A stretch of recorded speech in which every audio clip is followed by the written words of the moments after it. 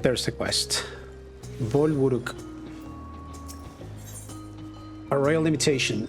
Bolwuruk is eager to hear how you have been getting on. Ah, it is a pleasure as always, Agasite. Have you been able to relax lately? Wonderful. As busy as you have been, with the rites of succession among other things, you deserve an opportunity to experience Tuliyollal at a more leisurely place. Sampling the tacos as XIV of TA is one such way to do so. They're made the traditional way and laden with fillings, and are absolutely sublime. If you have an empty stomach, the owner, Brukebu, will look after you. Dawntrail has been very good at making me hungry for Mexican food. Well, if it isn't Sagasite. Alone today, are you? I see. If you have a hankering for tacos, then they're on the house. Consider it a token of gratitude for your help tracking down those treasures. Go ahead and find a table. I'll bring you your meal as soon as it's ready. I'm not going to say no to free food. Also, I'm the hero of the realm. Feed me. Ah, it looks so good.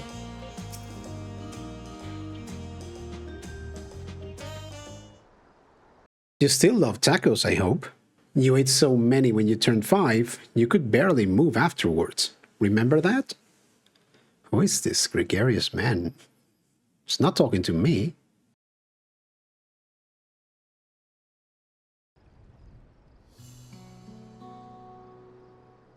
Who are these guys? No, not really. That was 30 years ago for me.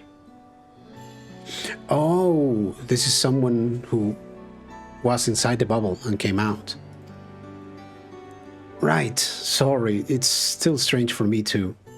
Just the other day you were a little boy, clinging to your mother's skirt as you set off for Shaaloani. And now you're a man grown with a face full of hair. Full. Even so, I knew you were my son the instant I saw you.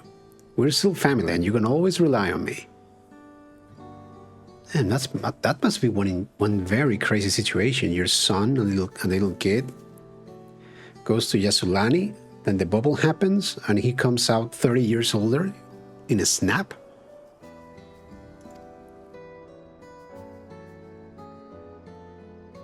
Relying. That feels like the only thing I'm doing right now.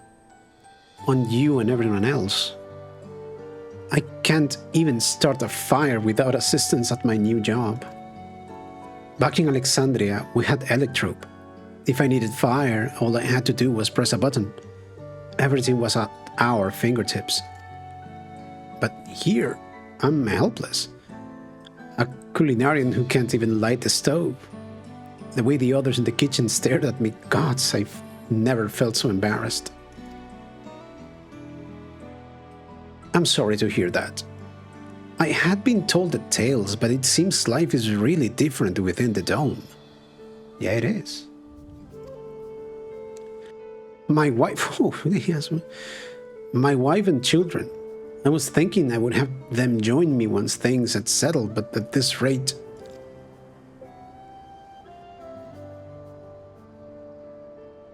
I say you send for them. If they're your family, then they're mine too. I'll do whatever's necessary to make it work.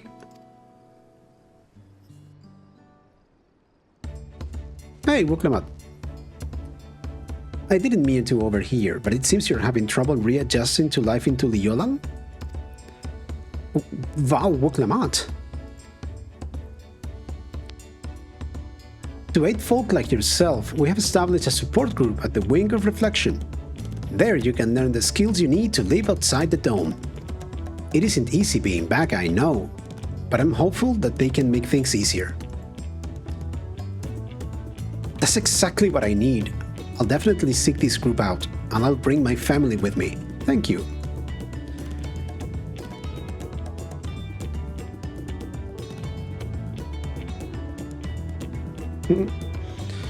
Oh, look who it is. I was just about to go and find you, Sagasite. You don't mind the company, I hope. I could use a bite to eat myself.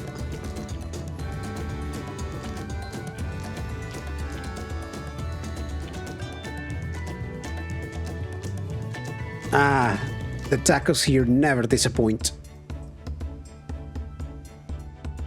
So, what have you been up to lately? I have been exploring Tural with my trusty alpaca. I have been catching up on sleep. I have been helping out around Wachumeki. I've been working to recover some stolen artifacts. I've been making a name for myself at the Arcadian. I don't know. Trusty alpaca, catch up on sleep.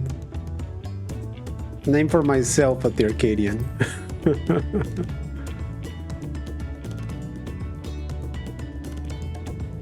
You're fighting in the arena in Alexandria. By facing up against tough opponents, I would wager you have honed your skills even further. As for myself, I'm being kept busy with duties at the palace. Whenever I find a moment, I like to walk the streets and talk to the people. That way, I can better understand the problems they have and share them with Koana to figure out solutions. I was on one such walk just now, and as I mentioned, I was hoping to find you. Why? Koana and I have something we want to discuss with you, as Dawn servants. Do you have time to come to the palace? Great. I'll go on ahead. Please come and join us once you have finished here.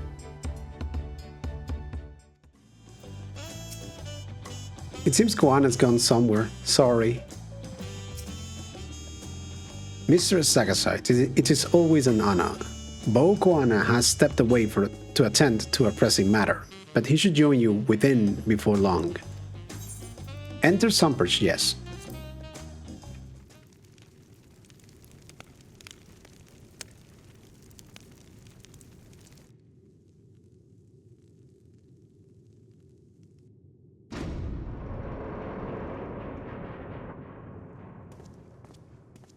Why are you guys here?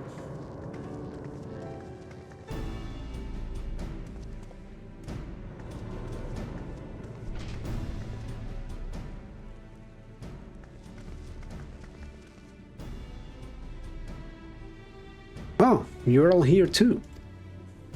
Koana summoned us, though if truth be told, Alfino and I have been seeing him quite regularly of late.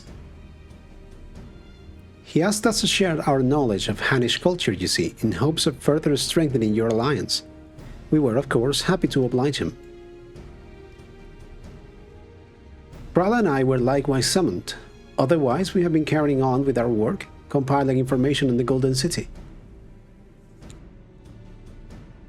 My grandfather embarked on his investigation 20 years ago.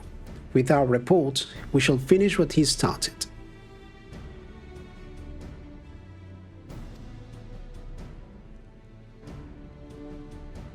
Lest you wonder, Thancred and Urianger have left to resume their tour of Tural. Y'shtola, meanwhile, is back to researching cross-rift travel. She was here just a few days ago to get Koana's permission to investigate living memory. By the way, she mentioned wanting to take a look at the key you're keeping at some point. Ah, the key, I have it. Of course she would. If the look she had in her eyes was any indication, I suggest you brace yourself for when she comes calling. You'd like to be stuck with her for a while. Okay. So does this mean that the next expansion will be with Y'shtola?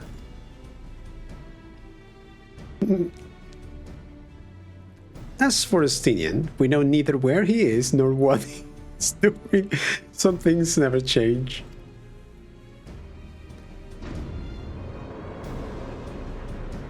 Who's here?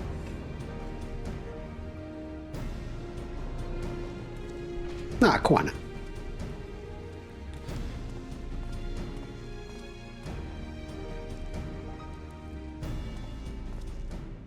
My apologies for the delay. Think nothing of it. We took advantage of the time to catch up. So, what can we do for you? Hopefully, present company is enough for whatever it is you need.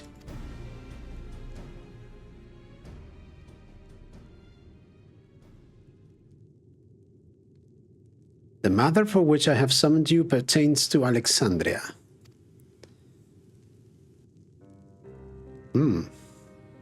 A state funeral will soon be held in Solution 9 to mourn the passing of Queen Sphene. King Gulool Ja and his administration have invited us to attend.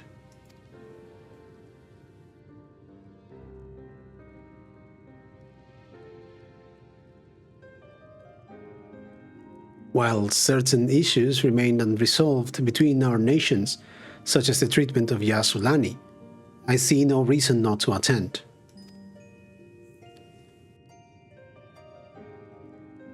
For generations, the Alexandrians lived without even the awareness of death. I wouldn't have expected them to have funeral rites still. Apparently, the members of Oblivion unearthed records of ceremonies that were conducted in Alexandria of old.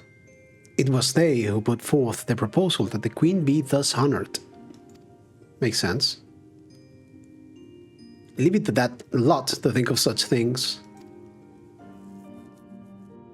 The people of Alexandria no longer forget the departed. They're being confronted with the idea of death for the first time. I suspect our friends wanted to do something for them.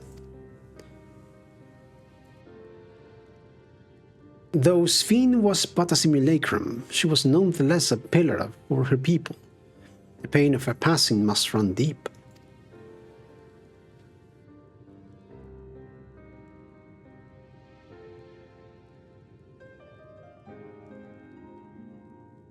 Indeed, a funeral will give the Alexandrians the chance to come together to express their grief, that they might overcome it.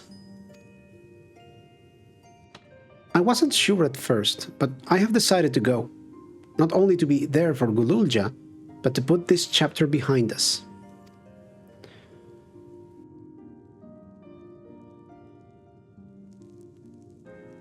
That I requested your presence was none other than to see if you wished to attend the funeral. You knew Sphene as well, after all. I mean, we knew her simulacrum. I think I should go too. Sometimes I wonder if there wasn't another way. Too late. That would be inappropriate. Kinda, considering that we are the ones who killed her. But you know, I think I should go too.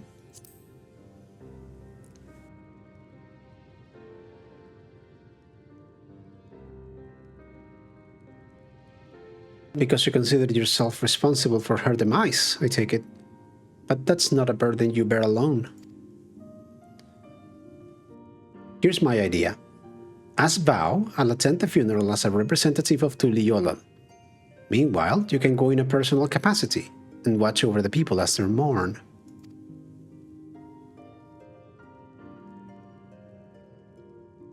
Okay.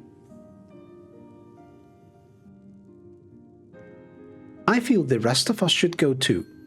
Regardless of the reason, the fact remains that we deprived Alexandria of a beloved ruler. It's only right that we remember who Sphene was, to her people and to others, so let us stand with you.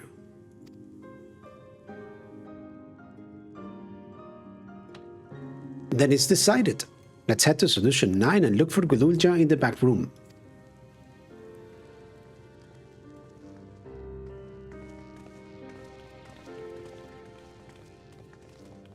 I can just teleport there, you know. Is Koana gonna say...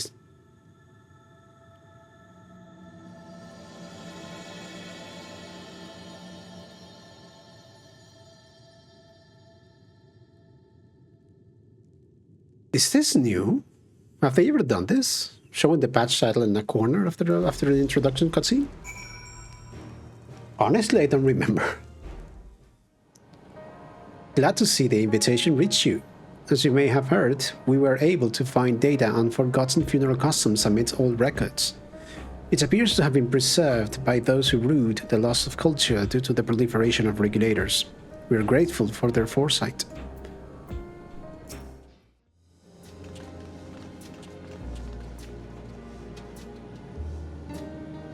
Ah, you came for the funeral. Of course. I'm the only one who will officially take part, though. The others will watch over the proceedings. So, how have you been? It's been a while since my last visit. I'm good. Shelley's always teaching me new things. Recently, I've learned about Everkeep's systems and the mechanical soldiers. It's knowledge I'll need to use my authority properly. Studious as always. I see. By way of a treat, I've brought you gâteau au chocolat. It's a kind of cake. I think you'll like it. Thank you, Lamati, and thank you for coming. I have never been to a funeral before, so I feel less nervous having you here. Out of curiosity, what's the custom in Alexandria? In our world, it is common to offer flowers to the departed. It's much the same here, according to the records. Flowers will be distributed to all attendees.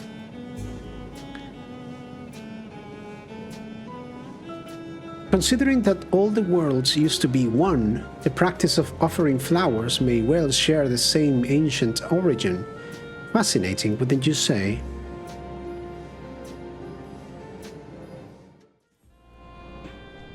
The flowers are being handed out at Praxis Park. I'm thinking of heading over there now. We'll join you. There's a man I would like to speak with, Gossan. He was apparently Sven's aide and the one who sent us the invitation. Who's Gossan? Come on, let's go.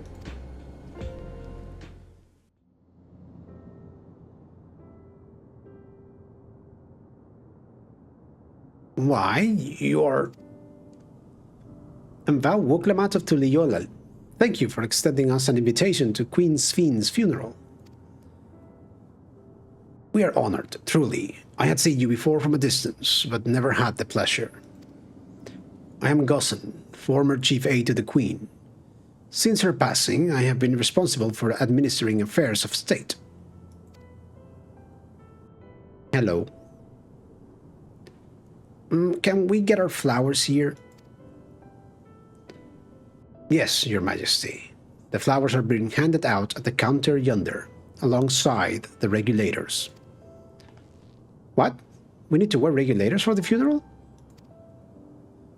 Ah, rest assured, they're not a requirement.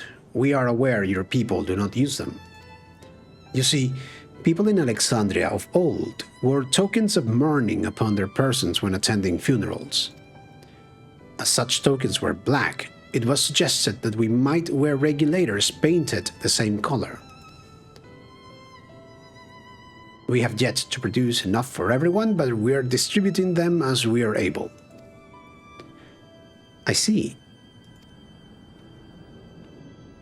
Yet, regulator or no, the important thing is that we remember Queen Sven. Remember her and her kindness as you make an offering of your flower. I will. The proceedings will soon begin in this plaza. Please take your place once you have your flower.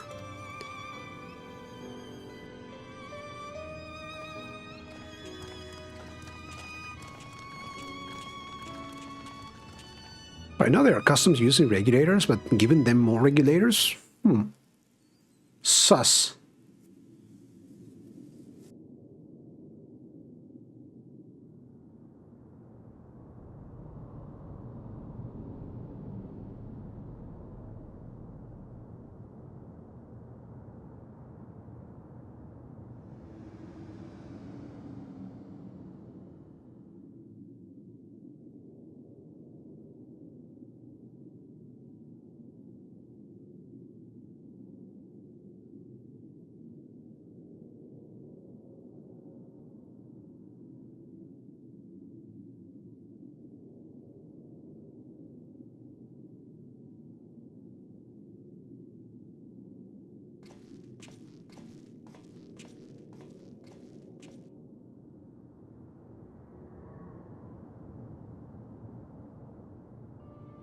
Although we are gathered here for the same reason, we hail from different lands.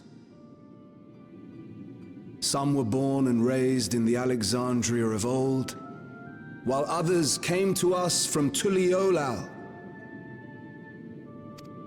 It was from this union of diverse peoples that a new Alexandria was born. The only home that our younger generation knows. How did we overcome the barriers between us? What moved us to join hands in common purpose beneath crackling skies? You know the answer. We survived. We thrived because Queen Sphene brought us together.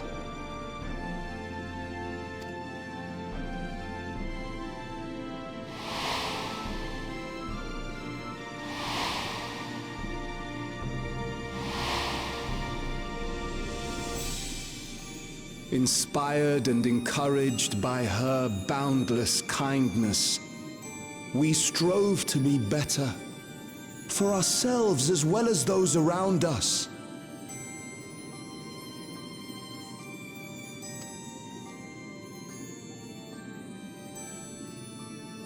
And in Her Majesty's absence, there is a sadness beyond words. Yet we must. We will remember her. Remember all the good that she has done for us. So let us pray, as the people of the Old Kingdom once did, for the peaceful repose of the departed. And let us keep our beloved Queen forever in our hearts, that her memory might guide us unto the morrow.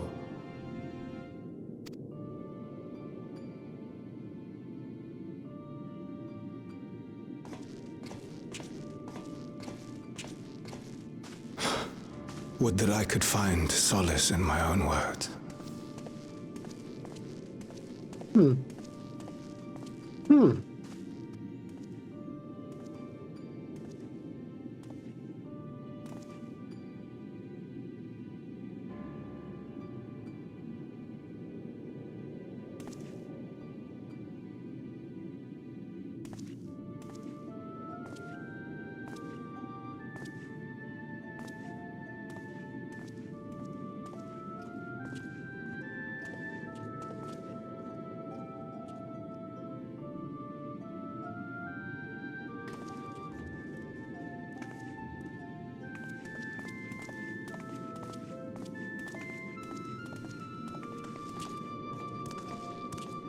Gulool Ja.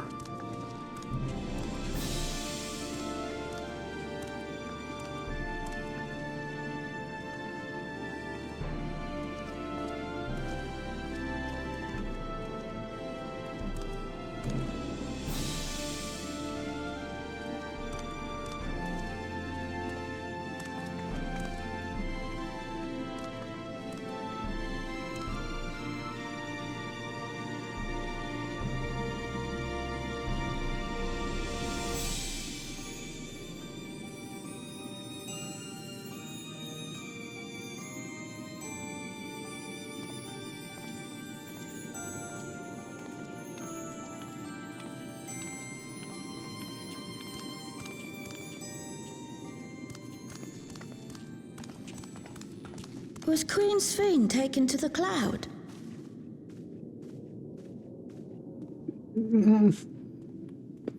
I don't know. Maybe. She was part of the cloud. She must have been. To still remember her is strange, isn't it, darling? I miss her. She would always cheer me up when I was down. But even though I remember her, I'll never see her again. That doesn't make sense.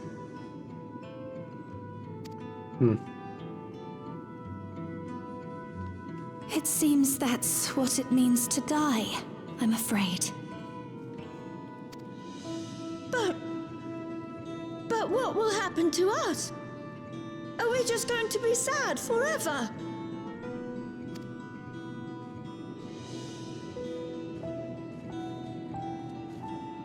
What will happen indeed? Everything that we have, we owe to Queen Sveen. How are we to go on without her? I still remember Her Majesty so clearly. If only I didn't, I might feel better about the future of our realm. Perhaps we should also consider moving to Tuliyollal. The journey won't be easy, but it'd be better than staying here in uncertainty.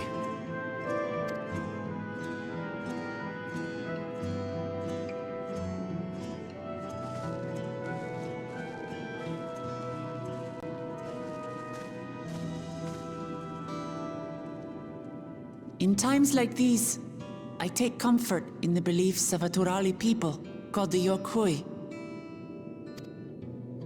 To them, death isn't the end. So long as we're remembered, we never truly die. It could be the same for Queen Sveen, you know? If you keep her alive in your hearts, she'll always be with you.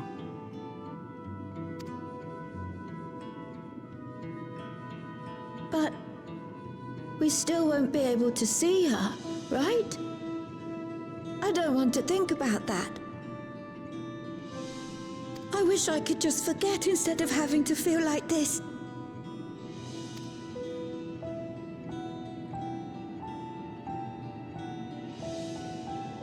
I'm sorry. I didn't mean to impose. Please, mourn your queen however you see fit.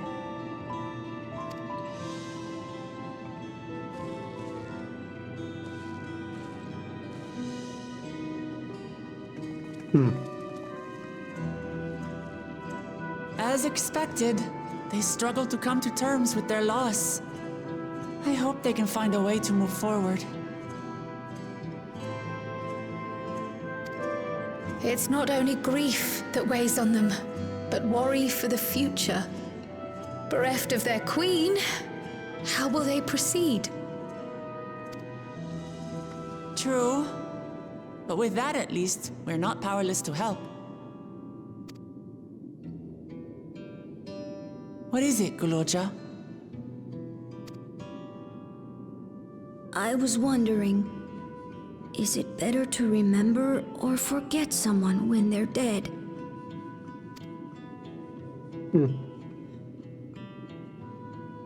I remember my father, and every time I think of him, it hurts. It's the same with Queen Sveen. Knowing that she's gone makes me feel sad. But it's different with my mother. I never knew her, so I don't feel as bad. And who is your mother, kid? We never knew her either. I want to remember my father, but maybe I'd be better off forgetting him. Gulool Ja.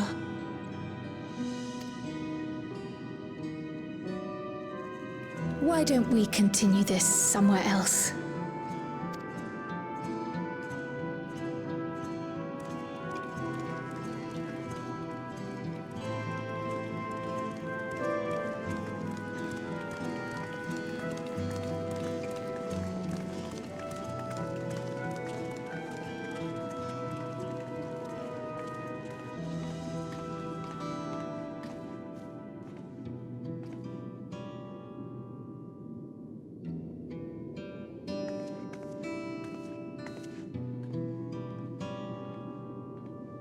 I don't know if they aimed the camera at the black regulator for any reason, but it is at least suspicious that they would be given special regulators after everything that happened. Hey, Gulool Ja, do you really know nothing at all about your mother?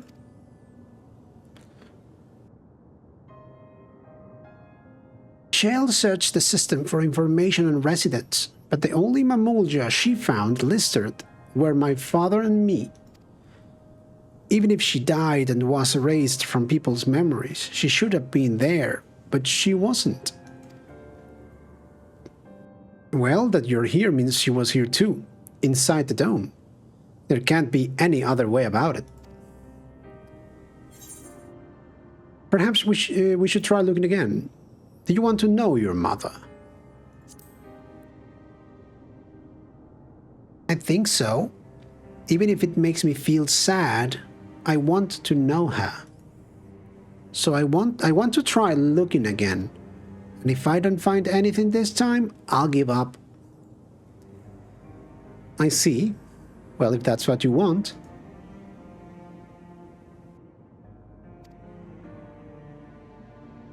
Then I'll help you. I would like to help as well, and I believe I speak for the others too.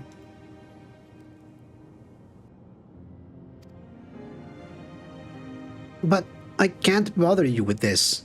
You already came for the funeral. We came here not only for the funeral, but to see whether all was well in Alexandria. We're not about to leave just yet. Besides, in seeking to learn about your mother, we're bound to learn about your father as well. By retracing the steps of this man who kept his own counsel, we may gain knowledge that can serve the people of Alexandria.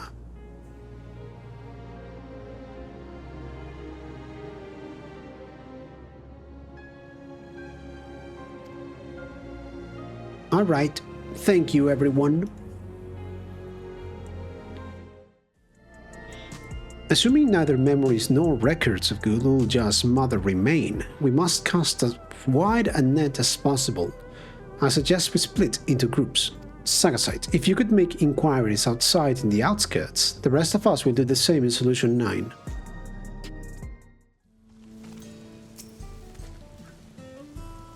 Sorry, but I've never heard of a Mamool Ja woman living in these parts, much less one connected to Tturuhhetso Ja. You might have better luck talking to the people over at Tturuhhetso settlement to the north of Everkeep, in a place called Yuweyawata. The resilient son won their loyalty when he saved them from some crisis or another, or so the story goes. If I remember correctly, their chief's name was Kaniloka. Your exchange with the middle-aged Tturuhhetso has taught you about Tturuhhetso Ja's devoted. A Mamool Ja woman? Their people have never been a common sight around here? Why, the last time I saw one would have been before the dome came over our heads. She was among an entourage of lance guards that was dispatched here. I assume they all returned to Tuliyollal after their mission.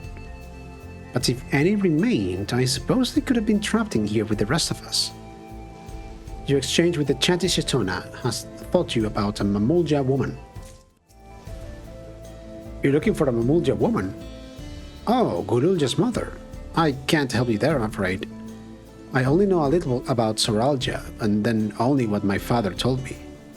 He said that before the dome cut us off from the outside world, a Tturuhhetso had appeared and was terrorizing the region. Before the dome cut us off from the outside world, a Tturuhhetso had appeared. A Tturuhhetso? In response, Tturuhhetso Ja assembled a party of warriors and with them confronted and felled the beast. It was interesting to hear the king's feat in the past. A battle with a Tturuhhetso? Gulool Ja has told me all. We have previously tried to track down records of his mother, but came up empty-handed. With everyone's help, hopefully we can get somewhere this time. Ah, so you spoke with quite a few different people as well.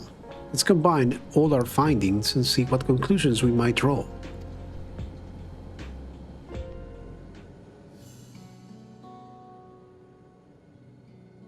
So, Tturuhhetso Ja brought a retinue of lance guards to Shaaloani, among whom was a female Mamool Ja. His mission was to rid the region of Tturuhhetso, and I believe it's safe to say that that was the crisis in Yuweyawata he resolved. If some of his troops struck around for a time, perhaps to assist the villagers with recovery efforts, then they could have indeed gotten trapped in the dome. We also heard stories about the settlement in Yuweyawata. People lived there until nearly a decade ago. and Tturuhhetso Ja made regular visits. If he required secrecy, a location home to his most loyal followers would be ideal. And if this Mamool Ja woman had remained there, they would have had occasion to come in contact.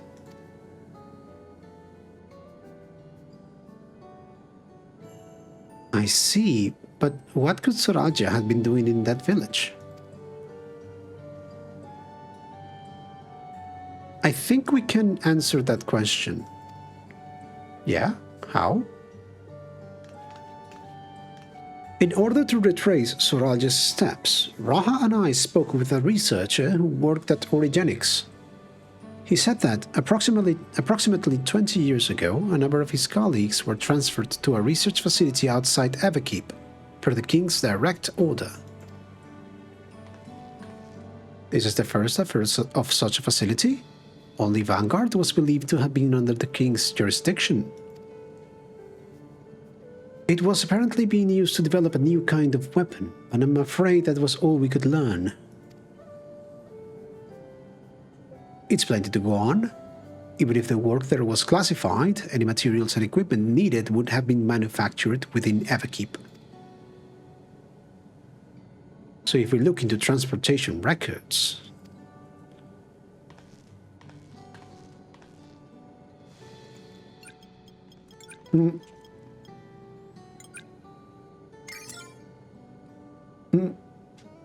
There it is. The routes are full of detours and attempts at obfuscation, but large deliveries were being made to Yuweyawata, far too large for a mere village. There hasn't been any activity for years, though. It's likely the facility has been decommissioned. Do you think that's where my mother was? We can't say for certain just yet, but I reckon there's a good chance. This is amazing. Even though no one remembers her, you managed to figure all of this out. Each piece of the puzzle may reveal a little on its own, but when we put several together, a picture begins to form. And even should memories fade, footprints remain to mark the path of those who walked before. A lesson I learned in another life. So we'll be investigating this secret facility in Yuweyawata then. And this time, I want you to come along, Gulool Ja. It might be dangerous, you know?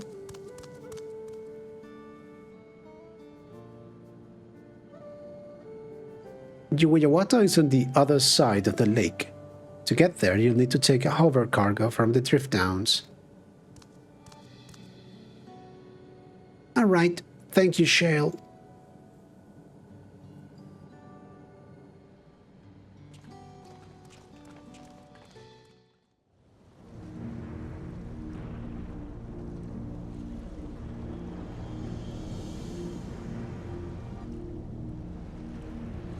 So the hover cargo will take us across the lake. I have never been over there before. It's still inside the dome, so I don't expect it will be too different from here. We'll likely encounter dangerous beasts, so the rest of us will go first. You follow when it's safe to do so, alright? Alright, be careful everyone. Yuweyawata field station now accessible. Duty support, okay.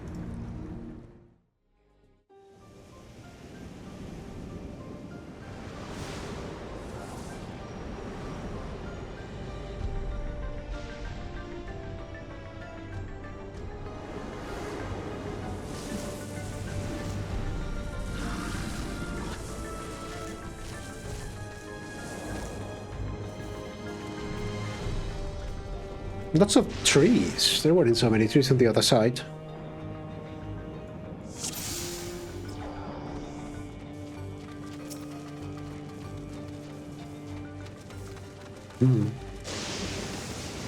My father must have come here for a reason. I don't remember how to play Black Mage. on.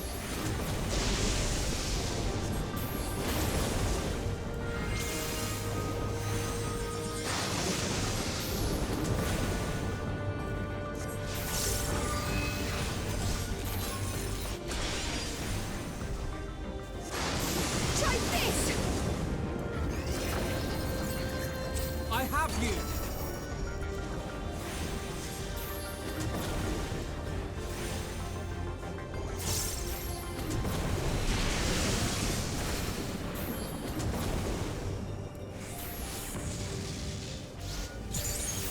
Now I'll show you!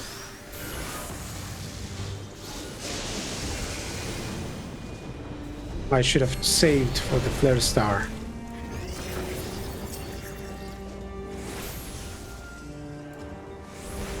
We mustn't hold back!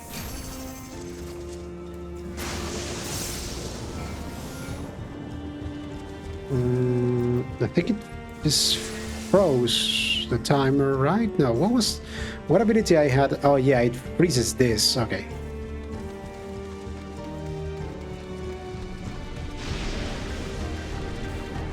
Go, Muglamat.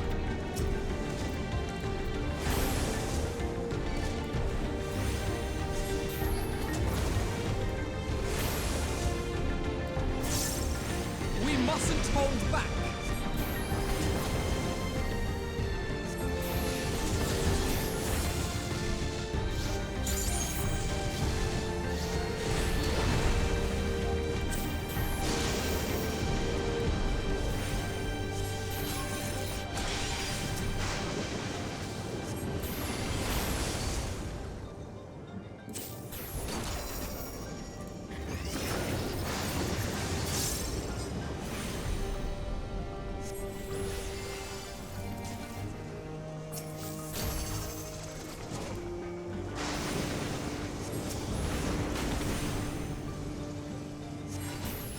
Well, I haven't forgotten how to play Black Mage that much. Just a bit.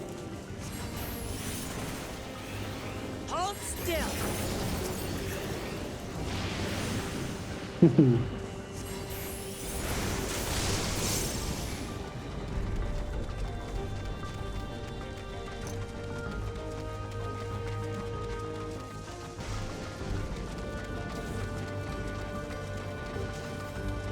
Lots of thunder crystals.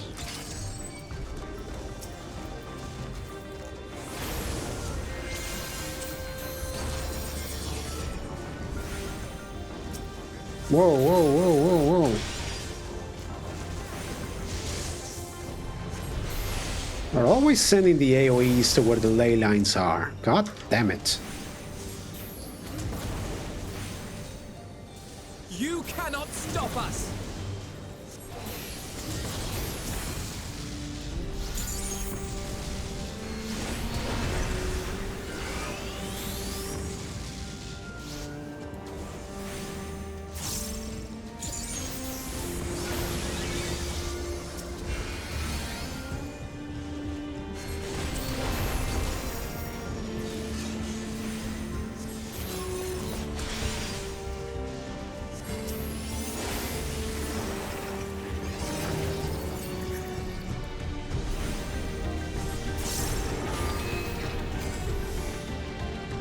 I'm getting the hang of it back.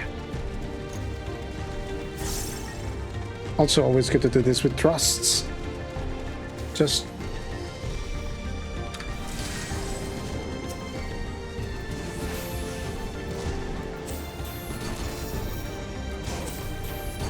Oh, it's not hitting the other one. Crap.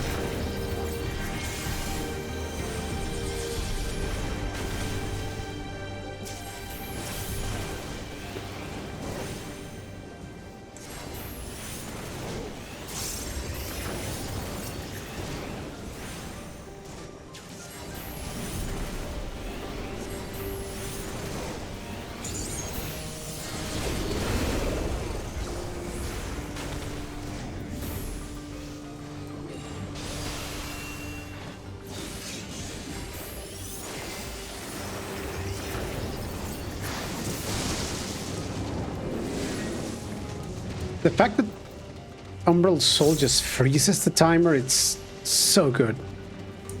So much better for Black Mage.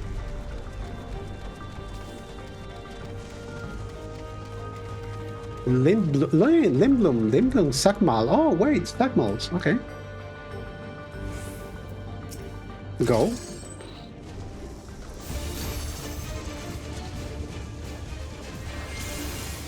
Electrical overload.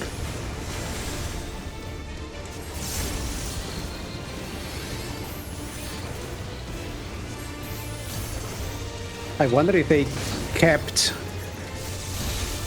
the thing about the level 100 dungeons, which, whoa, what?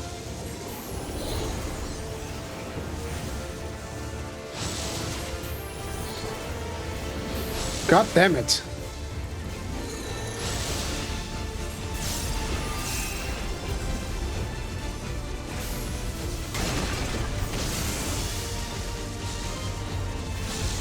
Wow.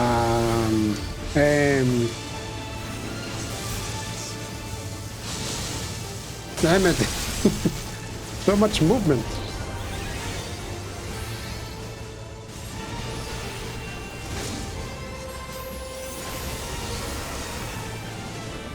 This should do it!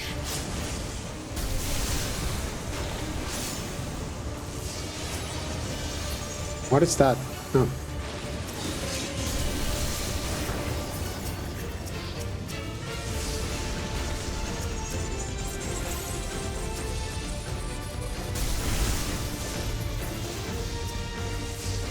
Ah.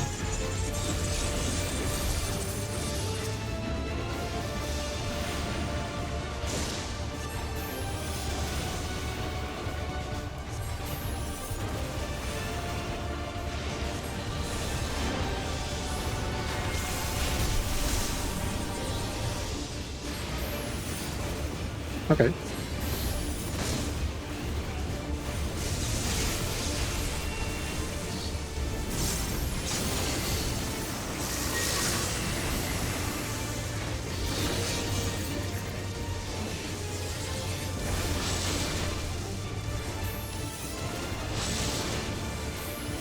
So it's gonna continue doing AoEs.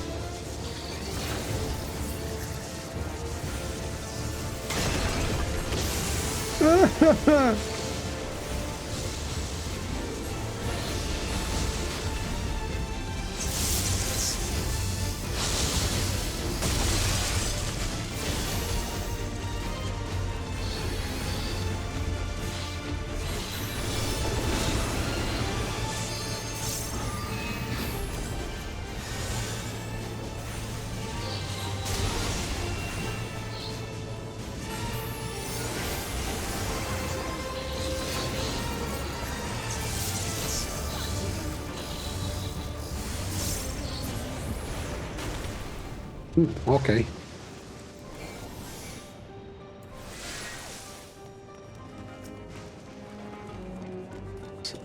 So the facility is still here.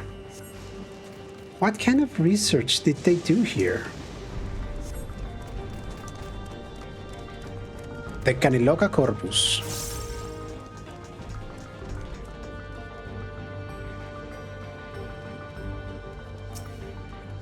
While His Majesty Teeshal Ja is not the first to conceive of transferring a beast's soul into a person's body, safety and ethical concerns have ensured that no earnest attempts have been made to date. Yet our king believes that there is no greater evil than to hinder the potential of man, and so he has ordered us to make this conception a reality. He would bolster our military might and break through into the outside world. If our research will further his mission, then perhaps it is worth pursuing. Okay, where do I go? Oh, okay, this way.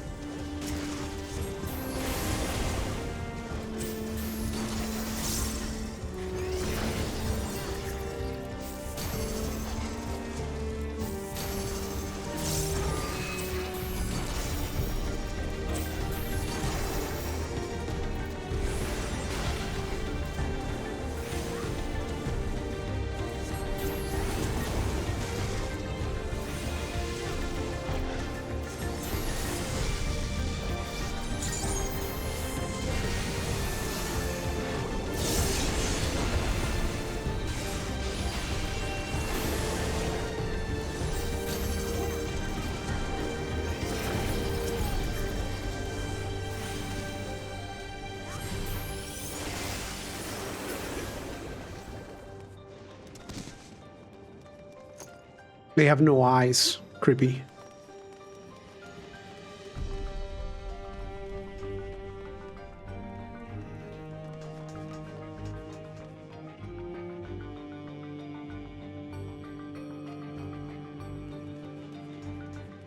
Wait, is there someone there?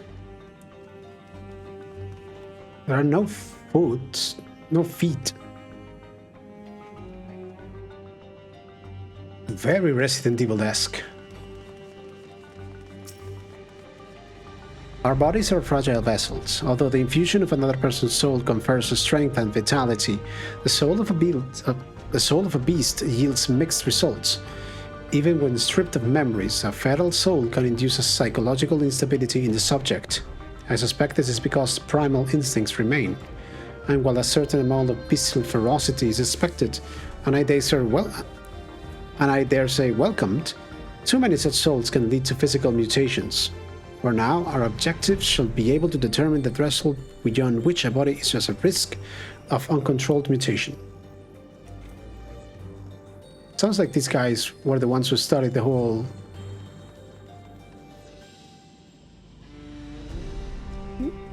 put a beast soul into people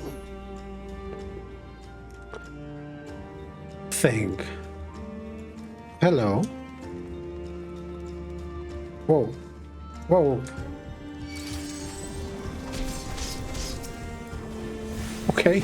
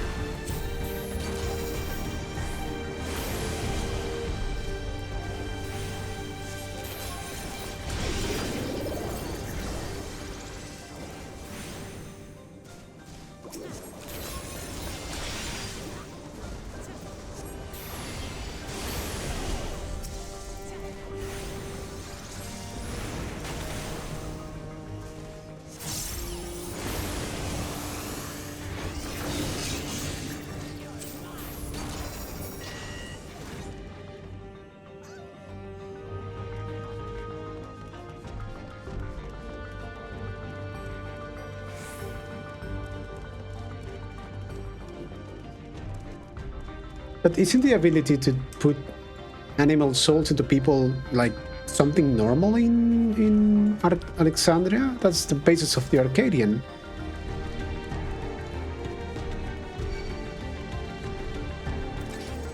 What the hell? The hell? Muklamat, please take these guys away from me. Thank you.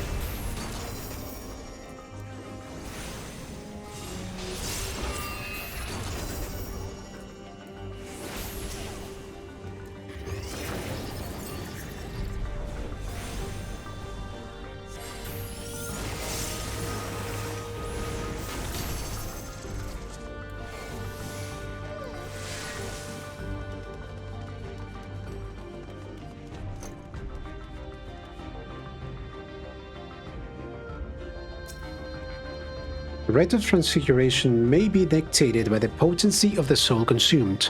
We have experimented with fiends of great power, but mutations were observed after the infusion of merely a single soul.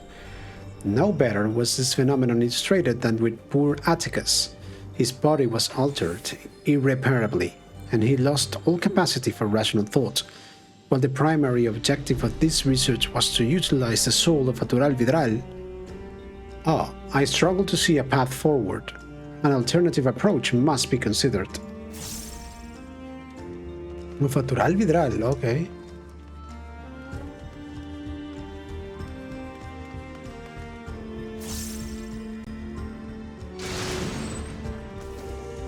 God damn it.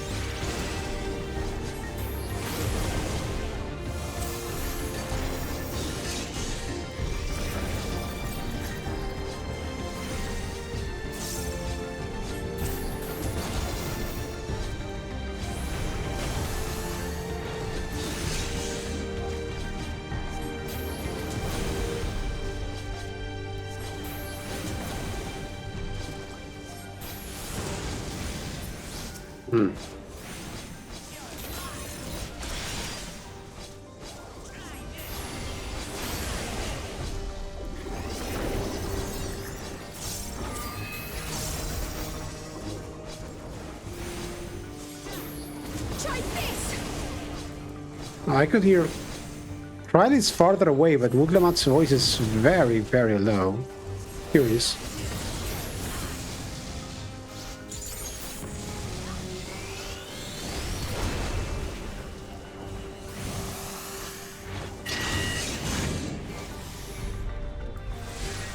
What was Father doing here? If the source of our failures thus far has been the inability of our bodies to contain feral souls, what if we were to reverse the process? By purging a beast of its memories and infusing it with a man's soul, one still possessed of its own memories, we stand to gain absolute control over the vessel of great power. My subordinate, who first proposed this brilliant hypothesis, shall have the honor of being the first to transcend our meager limits. I must prepare his soul for extraction at once. Okay. Overseer Caniloca. Okay.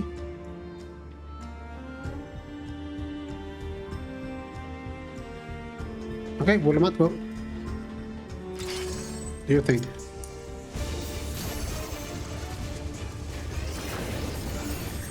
Dark Souls.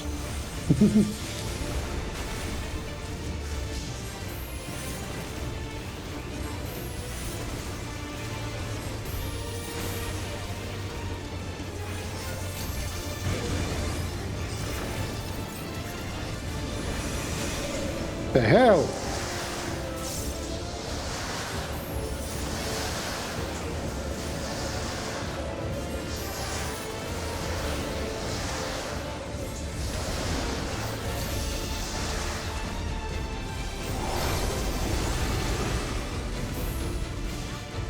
The hell?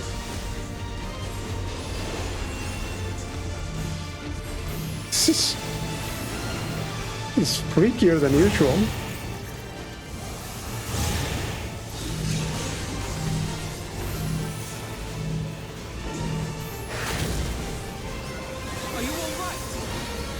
Yeah, kinda.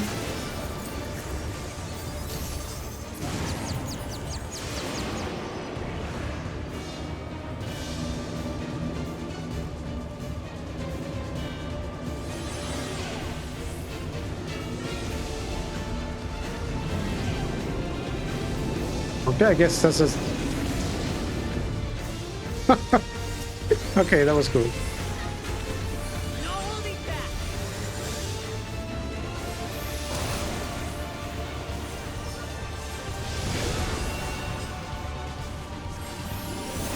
Otra vez.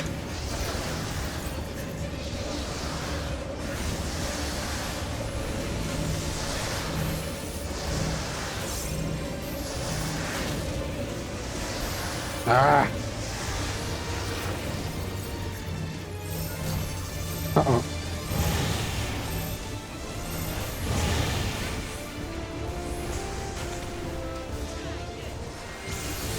Dark Souls again.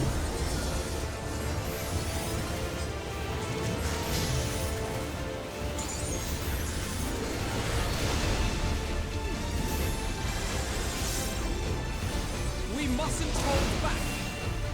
I'm not.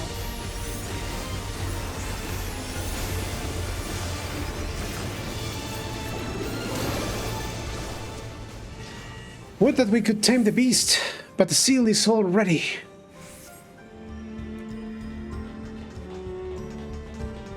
Candiloca corpus.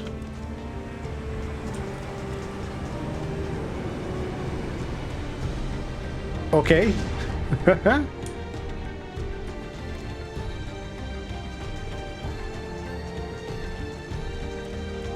What is this?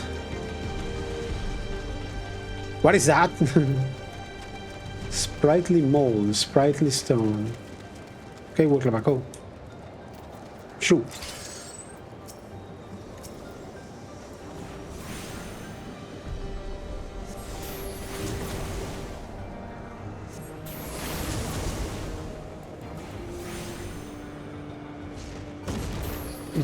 Where are they going? Don't take them away. I need to. You.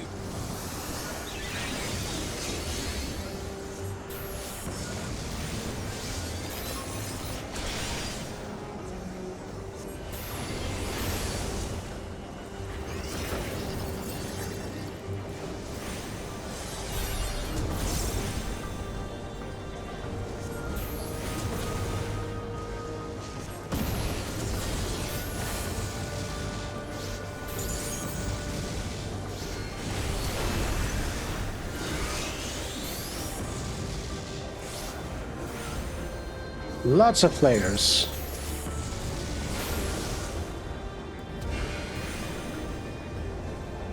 Oh, 2 flare stars. Okay.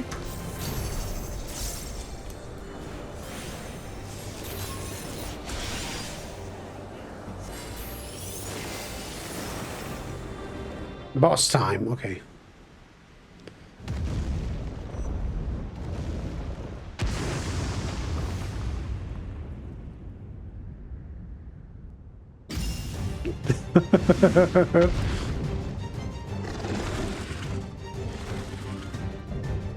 Tuliyollal, Lunipiati.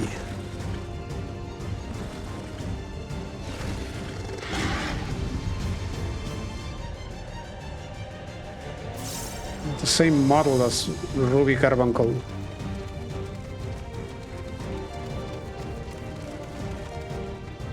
Really cool introduction. Quick tongue. Okay.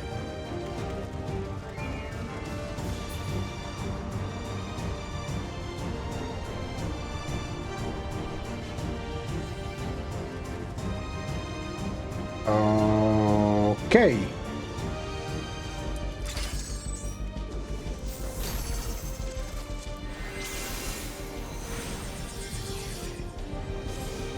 Why me? Why me? Why me? Why me? Why me? Why me? Why me? Okay.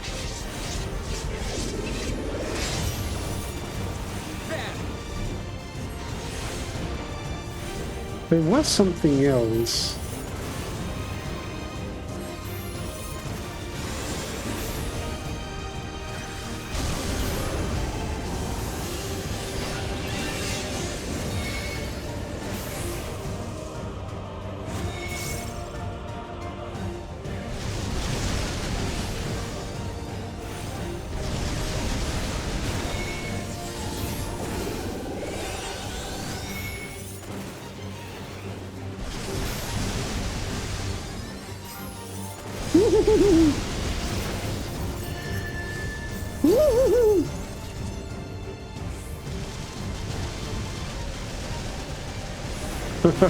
Okay, cool, cool, cool.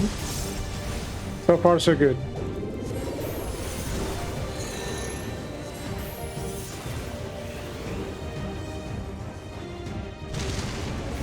What the hell? No.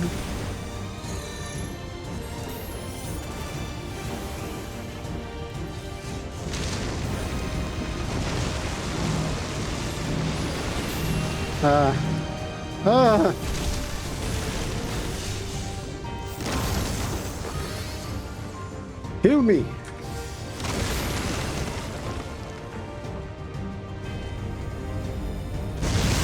I'm just following Alpino, I don't know why. I can't even see the... Okay.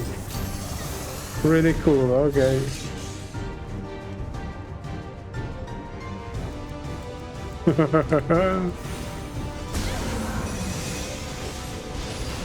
Ah!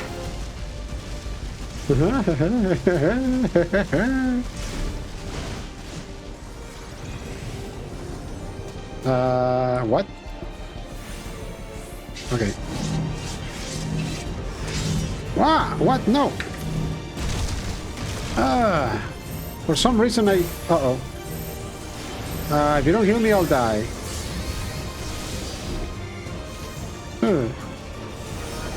Activated pre-company chat for some reason.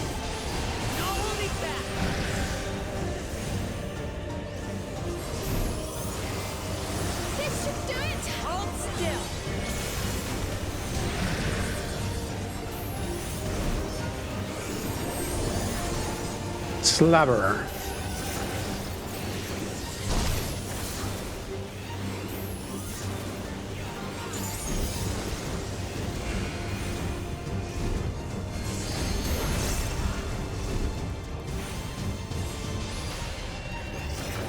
If I fall, do I die?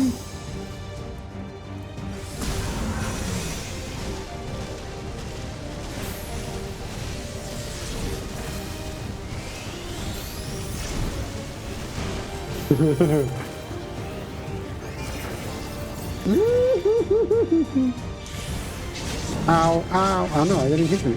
Wait, why are you standing here right now?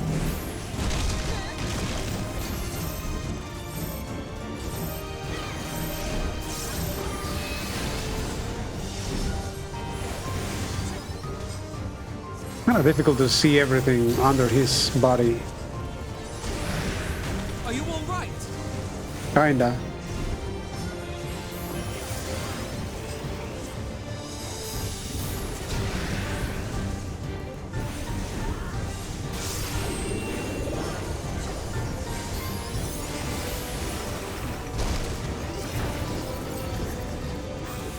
Try this. Does the arena ever go back to normal? It should.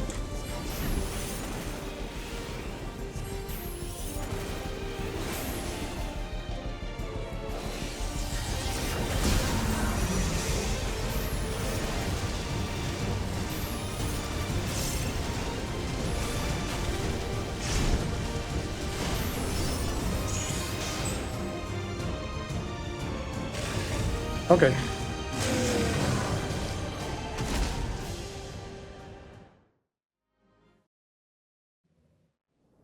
MSQ.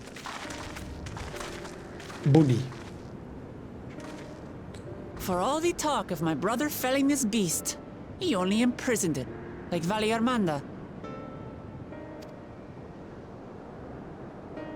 From what I could tell, they sought to transfer people's souls and memories into bestial vessels at that facility. The Tturuhhetso explains the need for a remote location. It was doubtless their prime subject.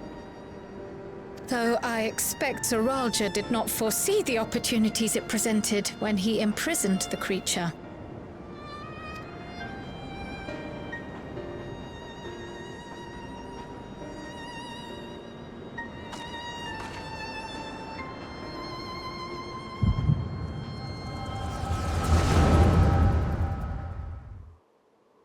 In the end, is it a creature or does it have the soul of the other guy?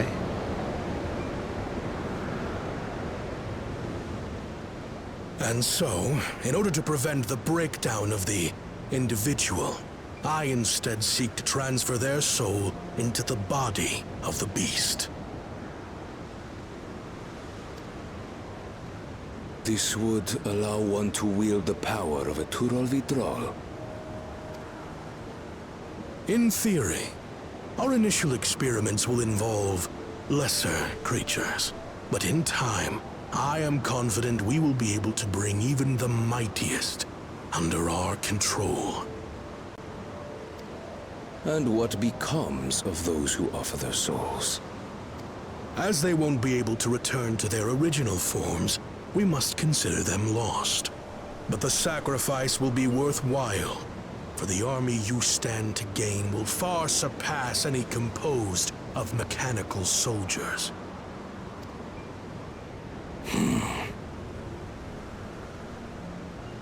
Very well. Recruit volunteers and begin at once. Thank you, Your Majesty. I shall return to the observatory and see to the necessary preparations.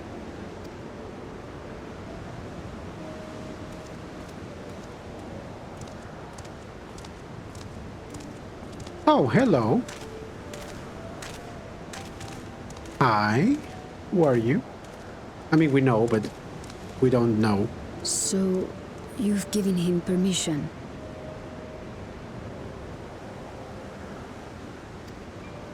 Teeshal Ja, you will assist Kaniloka.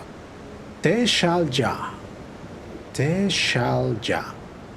You must be Gulool Ja's mother. As one of the Land's Guard's finest chirurgeons, your knowledge may be of use in his experiments. You will also watch him closely. In what you learn, you will report to me.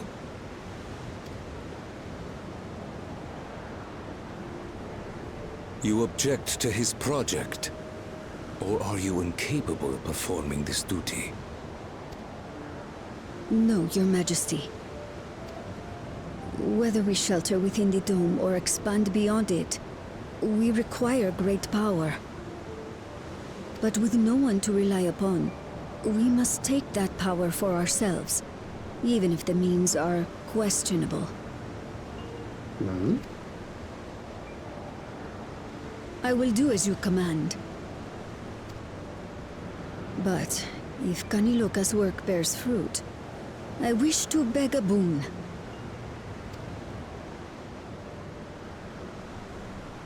What do you desire? What does she want? Something that I had accepted I would never have in Tuliyollal.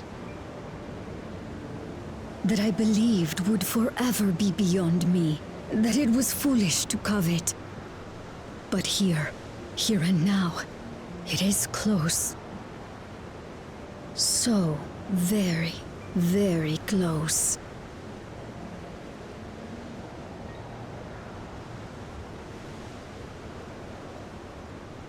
Perform your duty to my satisfaction, and anything you desire is yours. Oh, yeah, we. That which I seek does not lie within this dome. Here, I cannot prove the miracle.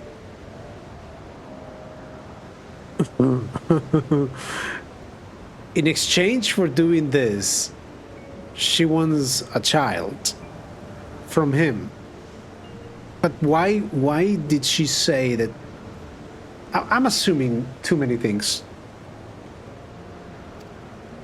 But if what you seek is at hand, then you may claim it, for it has no value to me.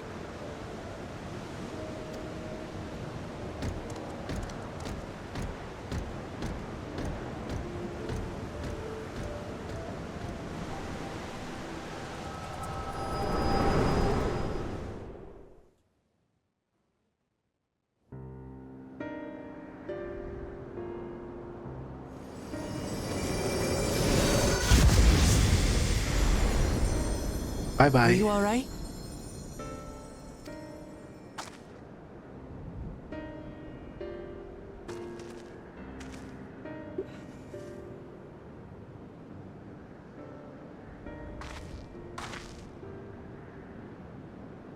Teeshal Ja. Could she be my mother? Like the people in the outskirts said, few Mamool Ja lived in the Shaaloani. I can't imagine many other Ubigo women were trapped in the dome.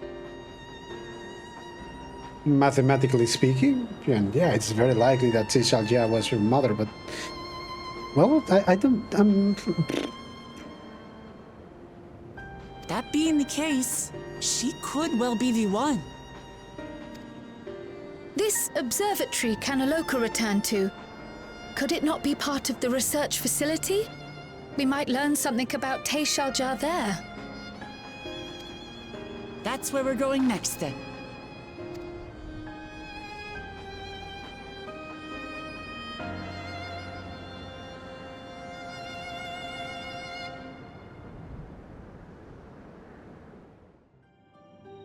So, assuming what she wanted was a child, why would it be something that was out of her reach in Tuliyollal? It's clearly that she could get pregnant. So it's not like she was infertile in Tuliyollal and somehow became fertile here unless the experiments allowed her to do that somehow. And if what she wanted was just, you know, Square Ja because she was somehow infatuated or madly in love with him, he just said to her, I don't give a fuck about anything, so... But on the other hand, if that's what she wanted, if what she wanted was to, you know, fall in love or have a relationship with Square Ja, he just said, I don't care about you, so... Though... maybe that's what she wanted, because that is something that would have been technically impossible outside of Solution 9, because back in Tuliyollal, she was probably just, you know, some random Hubigo woman, but inside the dome, she was probably the only Hubigo woman. So just like, I know, you know, you, me, inside the dome, we're the only hope for our species. I don't know, but whatever it is she wanted.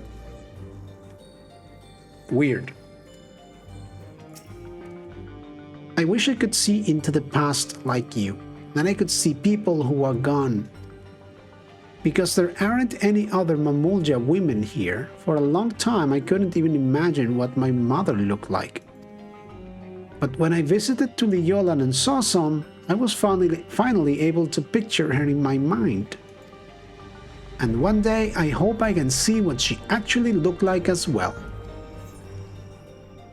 While we have discerned the purpose of the research conducted here, the traces of it that remain might afford us greater insight into what came of it. Let us take a look around for information as well as a way to the upper level. A lift can be seen behind the wrought iron gate. As sturdy as it appears, the gate will likely resist attempt to force it open. A security panel is nearby. Perhaps a verification key will open the way. They are recruiting volunteers for a new experiment. I know I'm not as bright as the others, but they wouldn't laugh at me if I was stronger than them. This might be my chance. Soul transferred a few days ago. I can write. Can write good. Yes, I am good. Very good. Getting hard to control the strength. Today, bit off hand of feeder. Cannot help it, so strong. Hungry. Always hungry. Cannot control. Eat. I must eat. Am eater. Must eat. You find nothing that resembles a verification key. Perhaps, okay, it's not a key, but... Supplies for the staff are neatly arranged within the cabinet. Among the various items is a manual outlining regulations and tranquilizing gas to be used in emergencies. You dig deeper. And find a verification key. Okay. You found the key. Great. I'll call the others.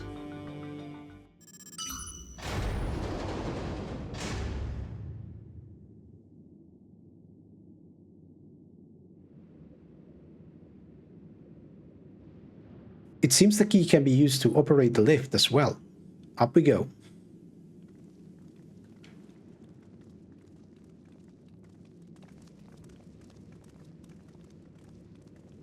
I'm half expecting something to happen like in Resident Evil.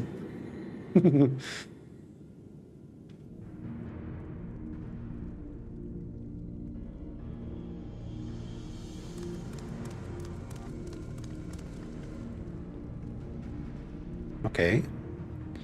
So this is the observatory. I didn't expect it to be similar, but this is a far cry from the temple that held Valigarmanda. All the machinery appears to still be in operation. I expect there are auxiliary systems in place to ensure that monitoring can continue even in emergencies. The warnings indicate various anomalies related to the seal's failure, most likely. For a blessing, we managed to fell the beast before it could cause harm. Right then, let's see if we can find some clues about Gulool Ja's mother. Oh, he's gonna find them. I think I can use this terminal. Shell taught me how. It knows how to use an iPad.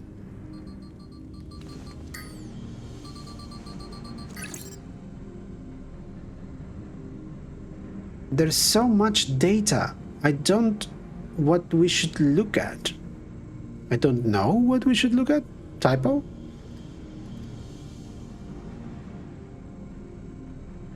Perhaps we can narrow down the search by inputting the name Teeshal Ja.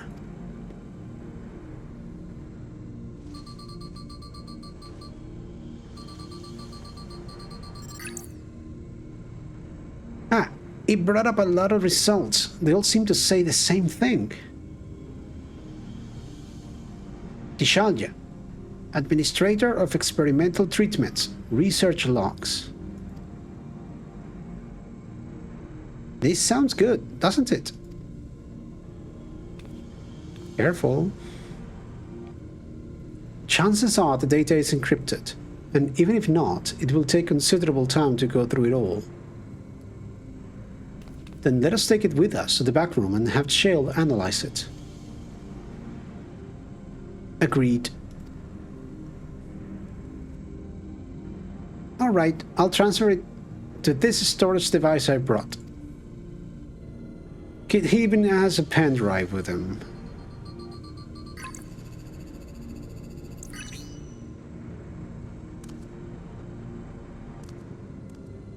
There, it's finished. Thank you so much for bringing me all the way here, everyone. If you're happy, then so am I. Besides, I was able to learn more about my brother as well. It was a fruitful adventure for the both of us.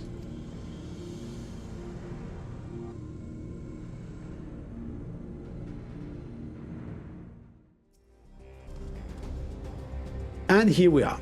The authorities will doubtless wish to be informed about the facility and its contents. But first things first, let us deliver the data to Shale. Welcome back. Gulool Ja has already given me this storage device. There looks to be a wealth of data, all of which is encrypted, so I'll need time to process everything, about 4 months. In that case, Alice and I might take ourselves around the city and check on the people. Aye, their mood has us a bit worried. I don't know if there's anything we can do to help, but we'll see. Understood. I'll let you know as soon as I have finished my work. Thank you. We'll see you again soon. Alice isn't wrong. The mood out there is still grim. Some of the Tturuhhetso remember a time before they were dependent on the soul system, but even they are unsettled and wondering aloud if they'll have the chance to reunite with old friends and family before they pass on, with good reason too. The journey home won't be an easy one for those who have grown old. That's why it's mostly been younger folk who have been living for Tturuhhetso, ones with no elders to care for. Word of that problem has reached us in Tuliyollal. My brother is doing all he can to see the Tturuhhetso Railroad restored to operation, Shack, so that people may come and go more freely. Unfortunately, the tracks only go as far as Vanguard, so some traveling by foot will still be necessary. Even so, the railroad would make things a sight easier. How long before it's back in service? I couldn't say. When I left for this visit, Koana seemed reluctant to make promises. But while Shell's working on the data, we could go and see the state of it for ourselves. To Shaaloani station then. I'll make sure to keep Koana informed.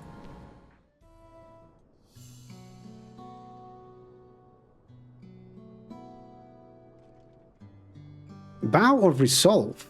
And Sagasite looks a lot wood. What can I do for you? We're hoping for some good news about the railroad. There is an increasing number of people looking to return to Tural that can't make the journey on foot. I see. As it happens, the Vow of Reason is also on his way here to take stock of the situation. Ah, scratch T on his way. Hey, look, Erenville. New clothes, hey. Looking good, Erenville. Did our little bum bum finally agree? I'm going with this one.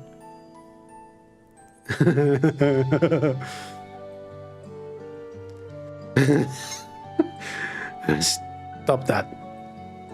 As you well know, my previous attire was that of a gleaner, and I have chosen a different path. It was time for a change. You hear about the railroad too? It was, in part for my sake, that the original drum blazer was sacrificed, so I felt it only right that I assist with its replacement. Speaking of which,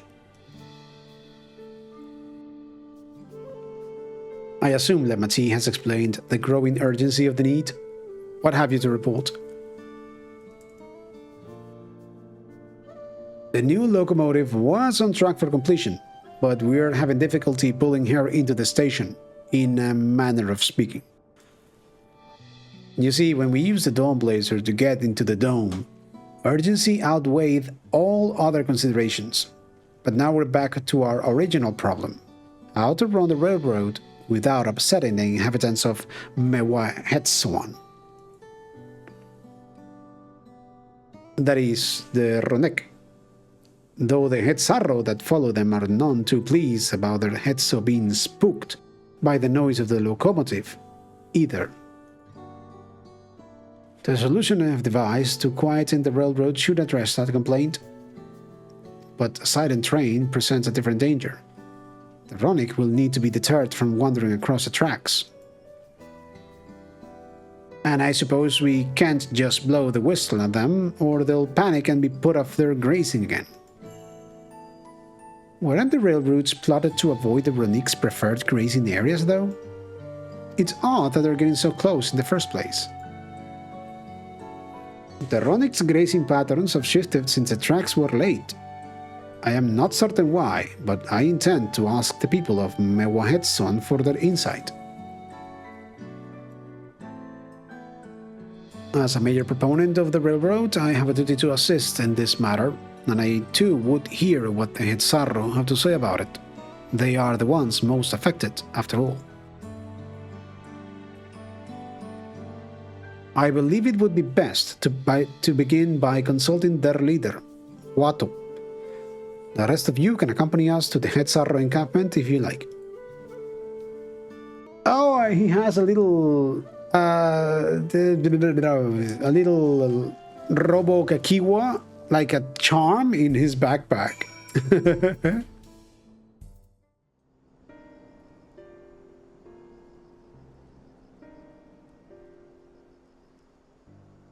Vow of resolve, vow of reason. I bid you welcome to our camp. But what brings you all the way to Mewahetswan?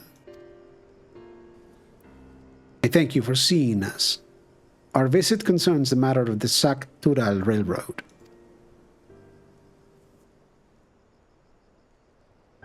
You too have noted the Ronek's unexpected change in behavior, then. My son, Shepeto, has been looking into this matter. Shepeto? Normally, we would expect the Ronek to keep to their favorite grounds nearby for a while yet. And despite a thorough search, we haven't found anything wrong with the quantity or quality of their grazing in Piari Yonan and Yotanane. Wow. Cool names. Yet they refuse to keep to where they usually would, instead pushing westward, towards your railroad. I certainly see no cause for this unseasonal migration. Nevertheless, should they continue to move west, we will follow. Sunny Tturuhhetso would, I suppose. As you may have surmised, I am of Hetsaro descent. My parents traveled with the Ronig as well, though I myself have no memory of the experience. I was left behind as a babe, you see, during such a migration. One of many sacrifices necessitated by a nomadic lifestyle I am forced to assume.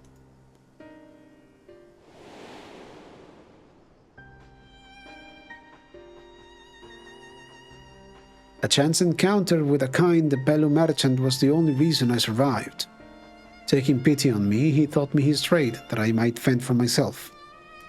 I became a storekeeper in Tuliyollal's markets, and that is where the Dawn servant found and adopted me. I had already been in the palace some time when Lamati came to join us. Like me, she had been cast aside by her parents. I knew the pain of solitude and wanted to spare her that suffering. As this tiny child's new brother, I swore I would always be there for her.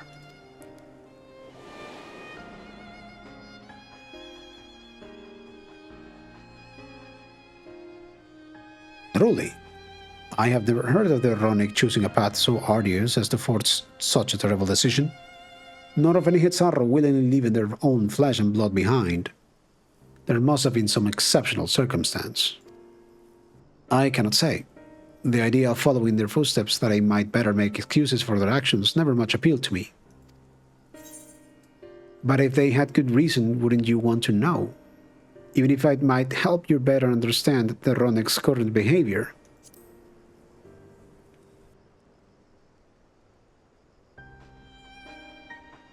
As is so often the case, you are correct.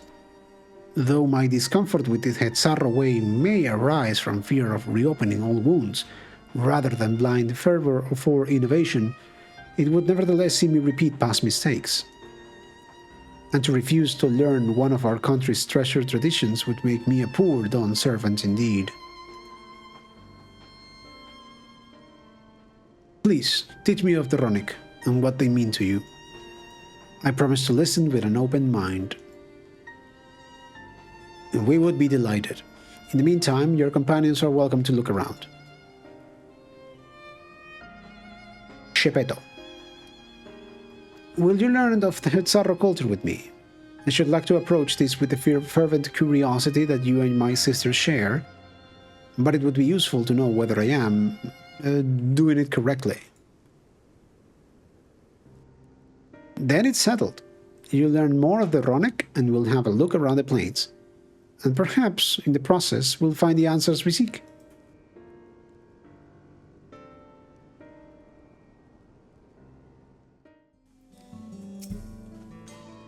The quickest way to learn about our way of life is to do as we do.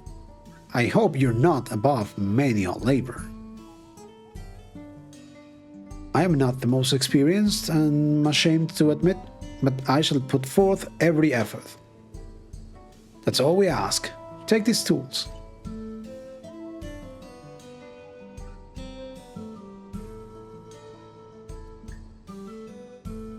Now, introduce yourself to anyone who looks busy and ask if you can help.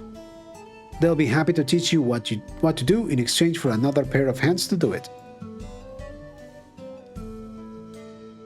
Let us meet back here later to share what we have learned. You're learning about the Hetsaro way of life, are you? I may have a thing or two to share, but rather than talking your ear off, let me test your powers of deduction. I find answers much easier to recall later if I arrived at them myself. Our Hetso provide us with something that we use in medicines, poultices and soap, to drive away pests and to sustain our fires. What is it? Bones, hooves, are hooves bones? Is it dung? Again? Meat and organ meat? Should be dung. It sounds like there's a story there, but that is indeed the correct answer. We have discovered myriad uses of Ronic chips over time, each a boon to our way of life. When there is a need, our Hetso always provide. The answer is always shit. Yes, it is. This won't do. The wind will go right through it, and me without my needle and sinew. Where did I get this? Oh, these are precisely what I needed. I should be able to patch up the covering now. Given how often we pack up and reassemble our tents, they're bound to get the occasional tear. Fortunately, the Ronic hide they're made of is durable enough that we generally needn't to worry.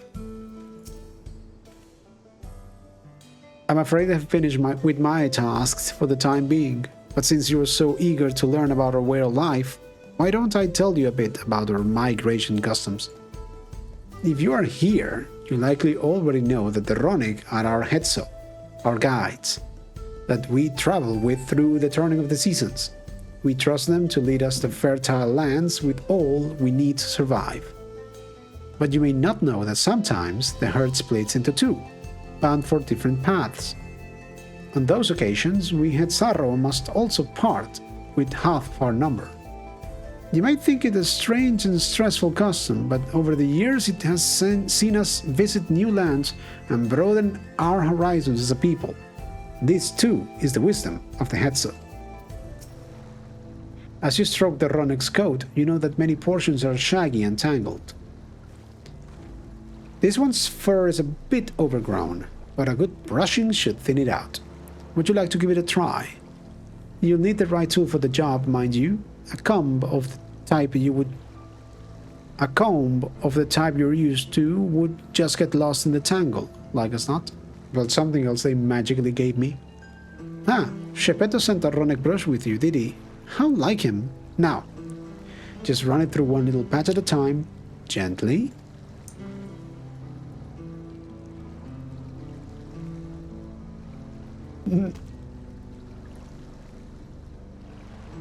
You dutifully brush the Ronic until your arms grow weary from the prolonged battle with its coat. It appears much tidier now, though the same cannot be said for your clothes, which have acquired a new coat of their own. Well done! With less excess fur, our friend here will be more comfortable in the afternoon heat and less susceptible to illness. A combed coat also makes it easier for us to identify injuries, should the need arise. You smell of the grass and the wind. Which is a good thing, I promise. You could nearly be mistaken for one of us, or at least an adventurous Shetona. I have to wonder how Vao Koana is getting on. I assumed he would be reluctant to get his hands dirty, but it seems his wish to understand us was sincere.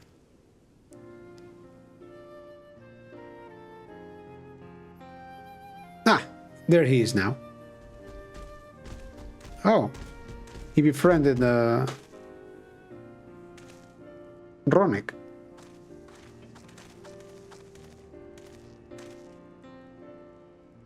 Apologies for my tardiness. I was tasked with raising the Ronic and ended up rather far afield.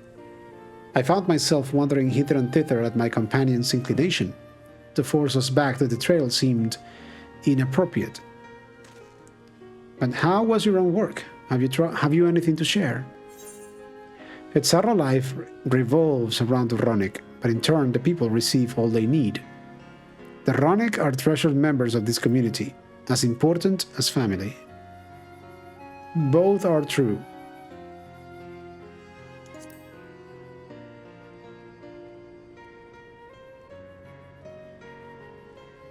Indeed. The Ronic provide for the Hetzarro, and in turn the Hetzarro are good to the Ronic, just as family should be. Mine is not the only way, though at times I lack the experience to know otherwise. My inability to conceive of how a decision might be right does not mean that it is wrong. My parents had a duty to the Ronic, as they did to me, and so I wonder if their leaving me behind was not so selfish an act as I once believed.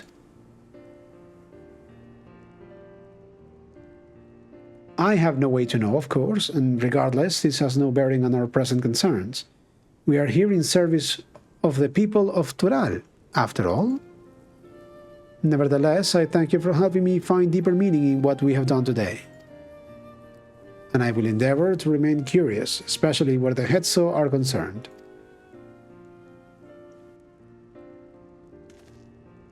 I am glad to hear that, Koana. You're welcome among our herd anytime.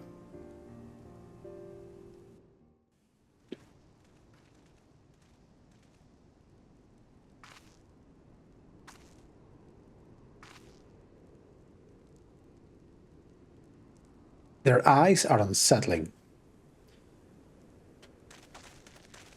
Koana, how did it go?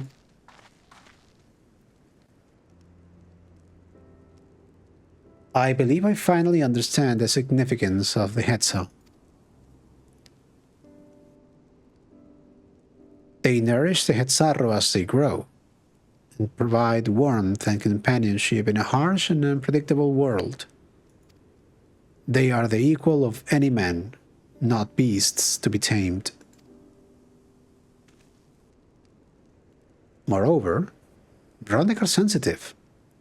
Though we may treat their injuries or brush their coats to keep them hale, they must ever be free to follow their instincts and seek lands where they might thrive. The Hetzarro would never cage them, and neither should we. To control their migratory patterns or capture those who wander too close to the tracks is out of the question.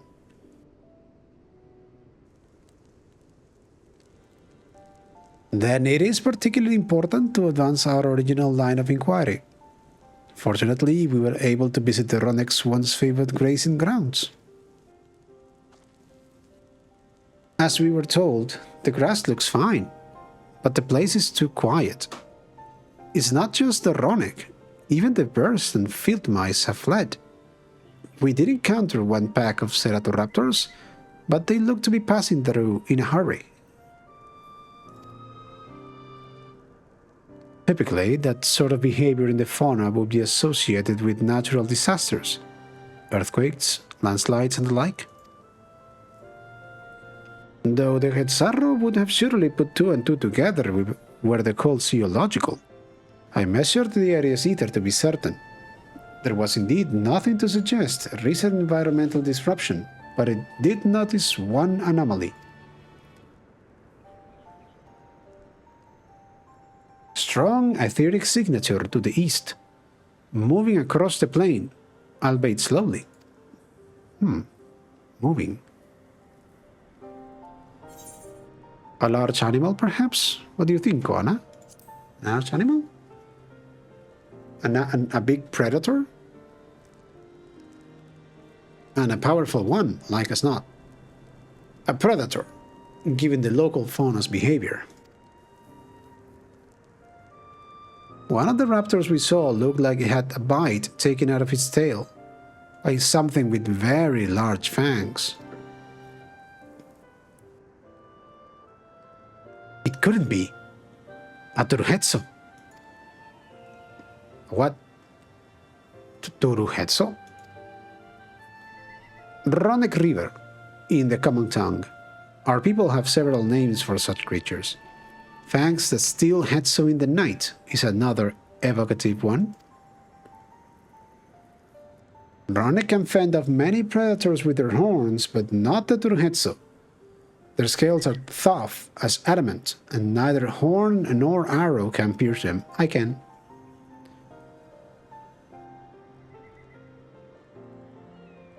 A well-toothed carnivore with an unusually tough hide. I cannot recall any such fauna in this region.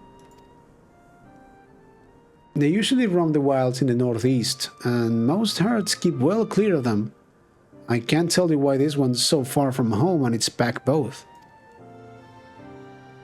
In any case, I believe the source of the Ronic's consternation is clear, as is our next move. We must drive this river away, that they might return to their grazing lands in peace.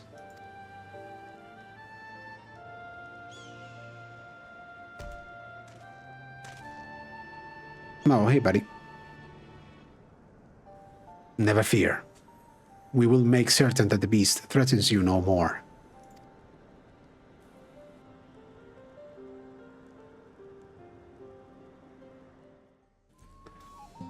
The Ronnek River is a clear threat to the local population. We cannot allow it to roam unchecked. But it won't do for us to go running off in search of it without having made proper preparations. And if others returning from across the plain have spotted it, they may be able to inform us of its recent behavior and where it might be found.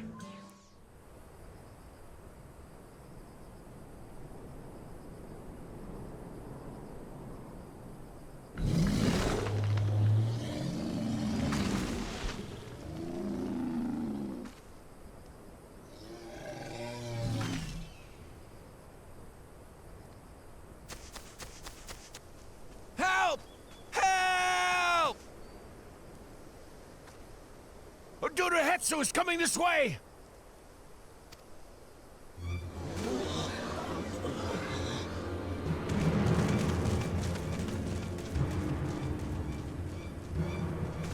It has beasts across the plains in a panic, and our Ronnek are practically paralyzed with fear.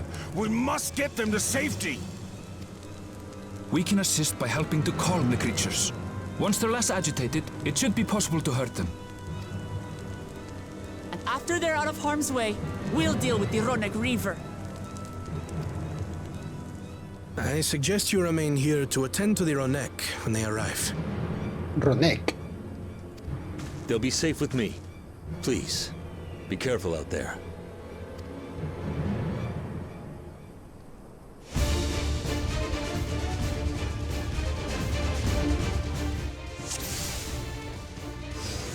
Make haste! We must protect the Ronnek! Don't worry, Ronnek. right behind you.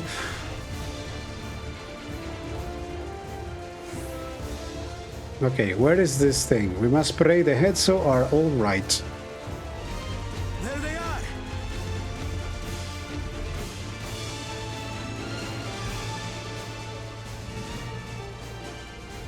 They're Oh, terrified. We must do what we can to soothe them. the trembling. Poor creatures.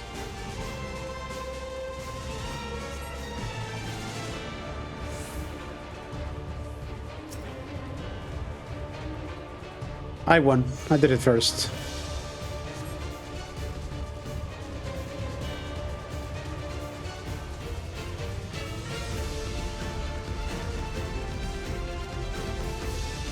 That herd should be all right. Let's look for stragglers.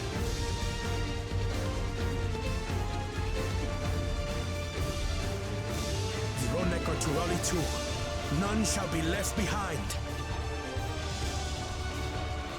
They're running away from what? Run! There must be something up ahead. Come! There! Yeah. No match for the likes of us. Yeah, see ya. Yeah, see ya.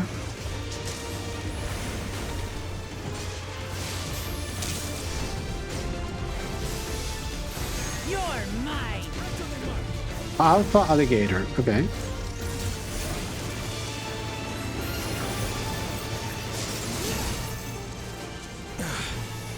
It seems that did the trick.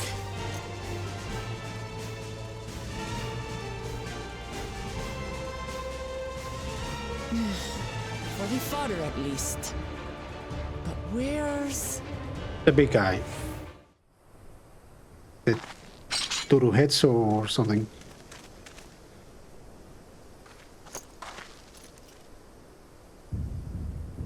Oh, it's big. Hey, cool design. Look there! We've got a big one coming!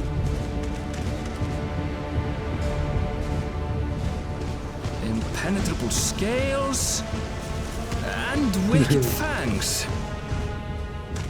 That's a Ronnek River, and no mistake.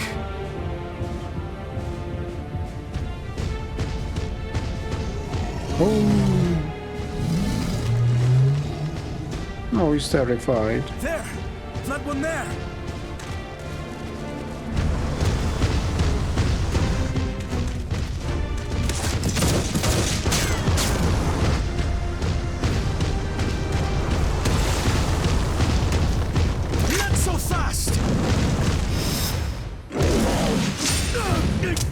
Did you really expect that to work?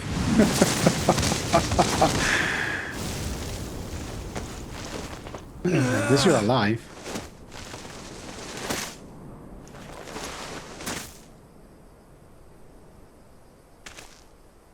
Even should it cost me my life.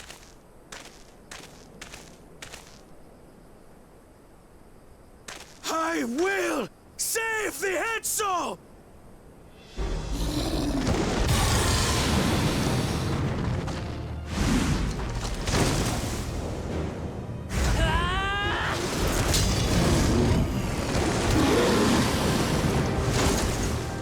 Koana, are you all right?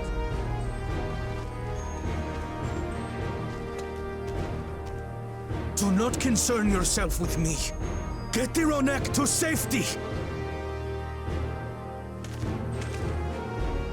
There. You've nothing to fear.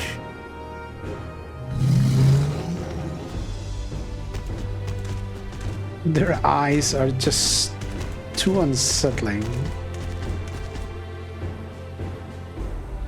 Right! Let's finish the job! Okay.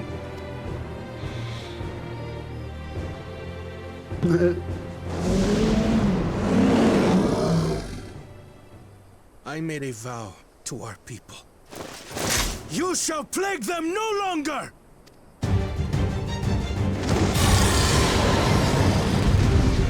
I hope they have noticed that we have no healer, but okay.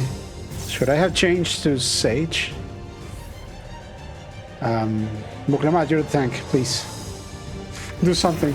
You'll find the vow of reason is not without resolve.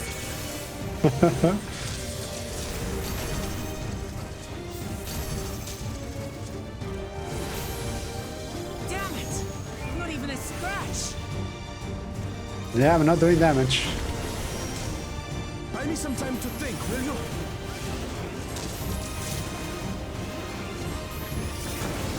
It must have a weakness, and I will find it.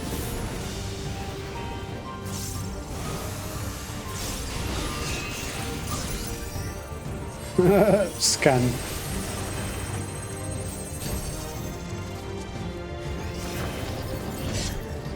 Keep it busy. I need time. I'm not doing anything. Right! Go for the legs! Oh, that's better.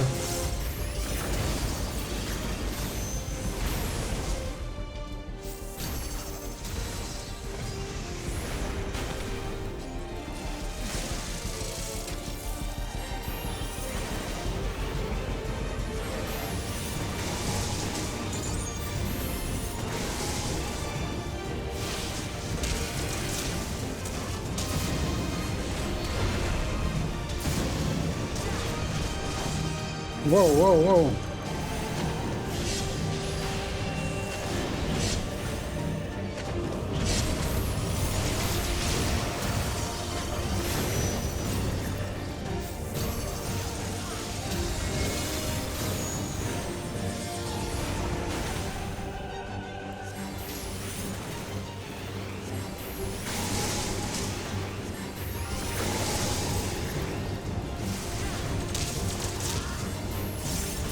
I could swear black mages got an ability that allowed them to pull their leylands towards them. I just don't remember where it is.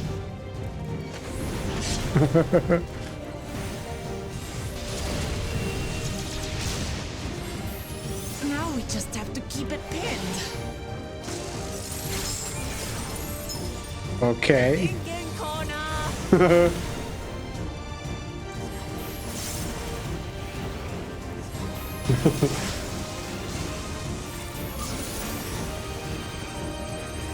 Protective current of ether.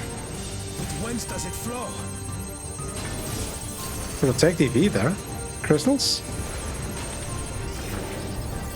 I've got it!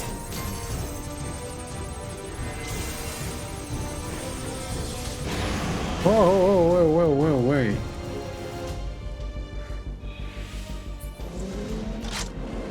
One well well-placed piercing round to the chest, and...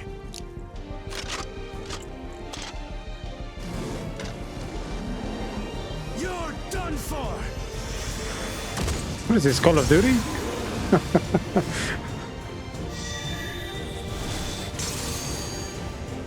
Oh, okay. That stem the flow of protective ether. Is it not hitting ley lines again? Yes, it is. I just forgot. There's nothing stopping us now.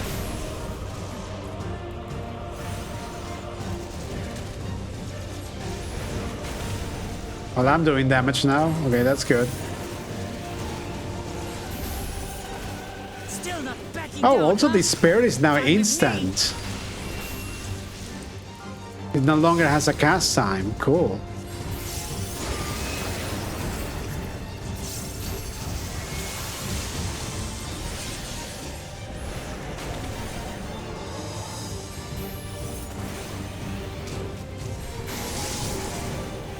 Uh-oh, uh-oh. Ah!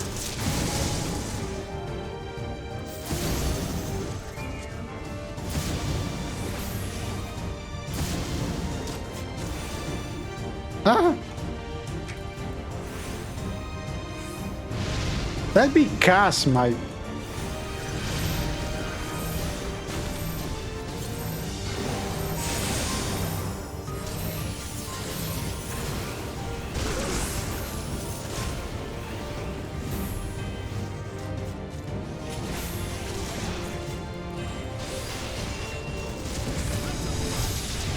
The spare being an instant spell now, it's so good.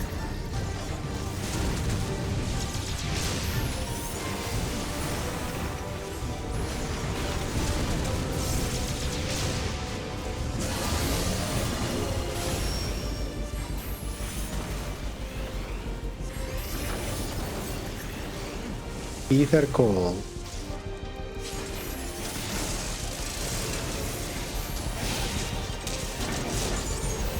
Disperse that ether ere the Reaver recovers it!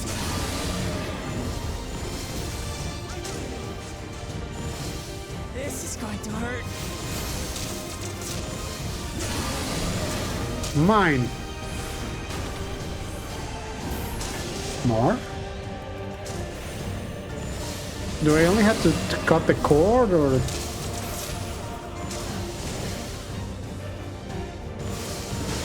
Koana!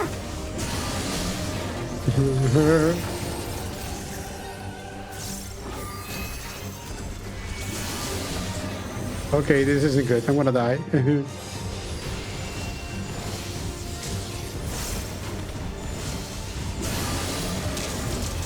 Oof.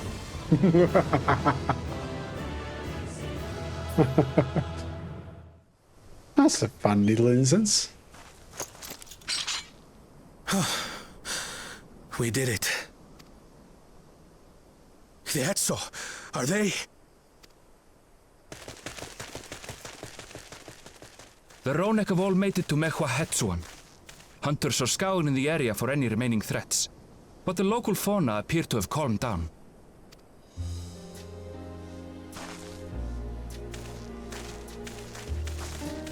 We cannot thank you enough for your timely aid. You, most of all, Bow of Reason.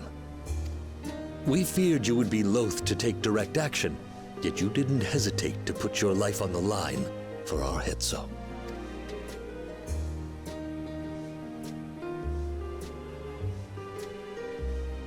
I did no more than is a Dawn servant's duty.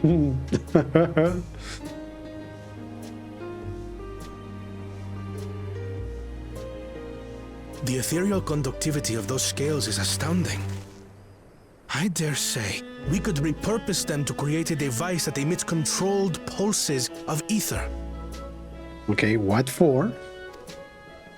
Ether resembling that of the predator the Ronek fear most. Smart. It might work. If we struck the right balance, we would have the means to deter the Ronek from approaching the railroad without causing them undue distress. Incredible! Koana, you've done it again. I must say, I was hoping I'd never have to see one of these again. Again? Still haven't forgotten the last one. And it's been more than 20 years now. I had come as a trader to the camp in Tturuhhetso. A camp that was obliterated in an instant by that monster.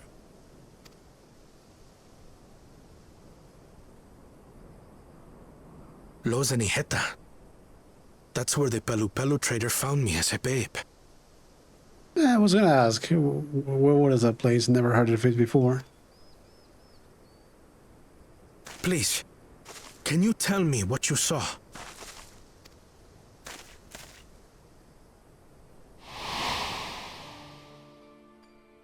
As I said, I had traveled there to trade with our fellow Hetzaro. Like us, they followed the Ronek.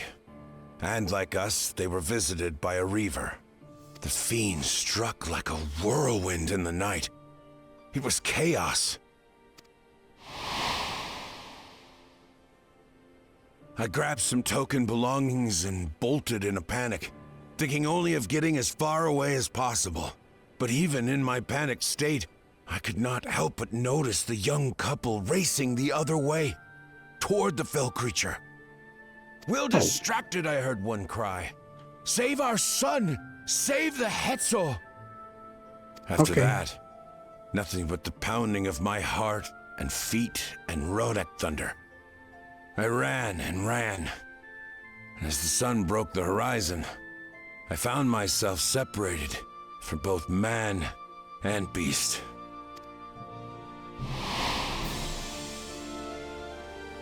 Windborne words say that a group of survivors reunited with their remaining Ronek and have long since moved on. But still more were never seen again, including the brave couple. Or so the story goes.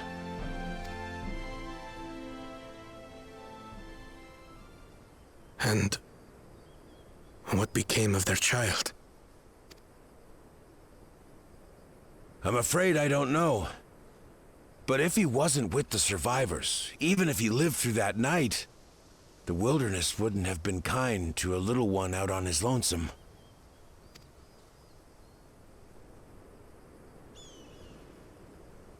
Maybe not.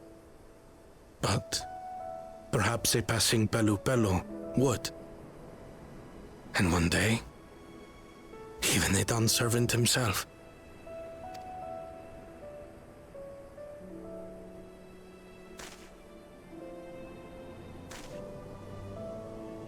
All these years, I was convinced that my parents had left me behind to follow after the Ronek. But now I see, they didn't abandon me. They were trying to keep me safe.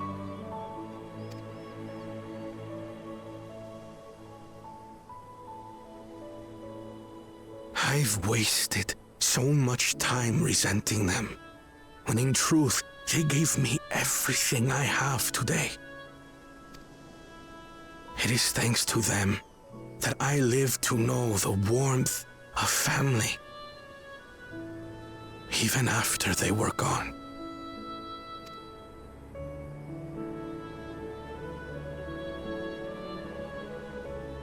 And now that I am Dawn servant, all of Tuliyollal is my family. A family I will always protect, as my parents protected me.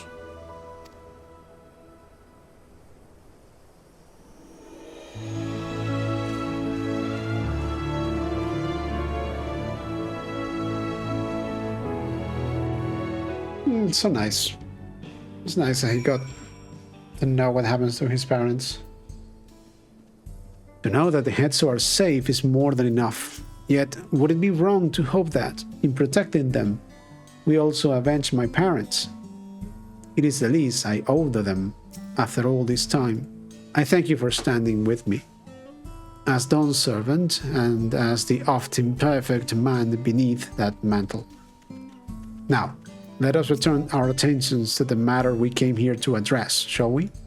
We have removed the root cause for the Ronek, straying from their favored grazing, and obtained the tools to devise an additional precautionary measure, a silent whistle, as it were. This whistle must be capable of emitting pulses of ether strong enough that they will shy away from the tracks on instinct, yet not so strong as to drive them into a panic. If we can achieve this, it will be a far sight better than the traditional whistle, more effective and less stressful for the creatures themselves. Let us return to Shaaloani station and begin working on it. Walika and his crew will doubtless be relieved to finally have a solution.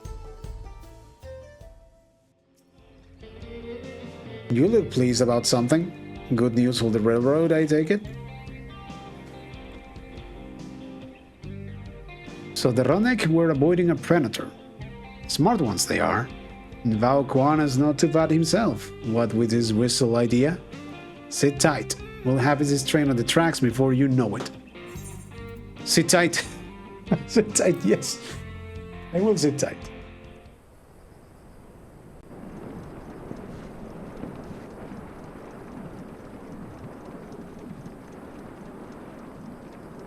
We're ready to go. Oh, I have forgotten that everyone here speaks with that thick American accent. Yeehaw.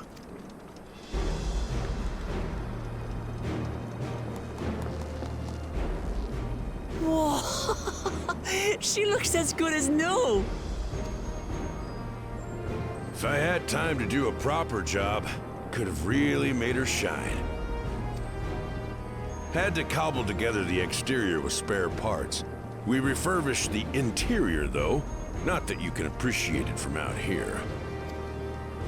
But as far as the Ronek are concerned, we've spared no effort. From the ballast to the ties, we've adjusted every bit of the track so she'll run quiet as a field mouse.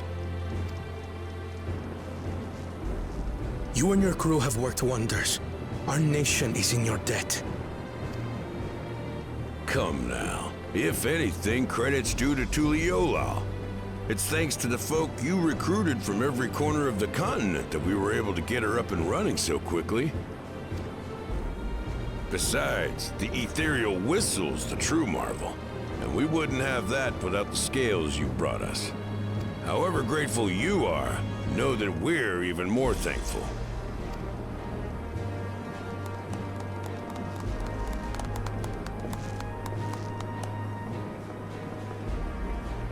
Right. If we're done talking, let's put this train through her paces.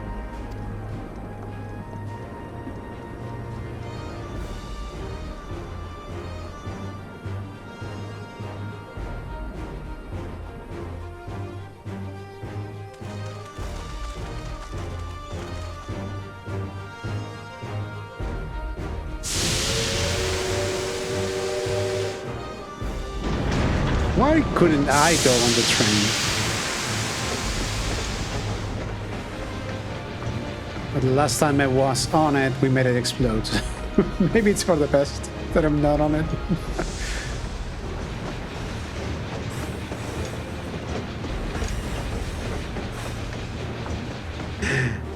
Shoo.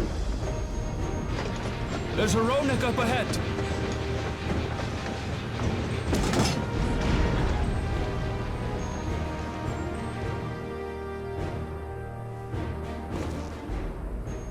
Now, to test our whistle. On it. Just point it in the general direction and...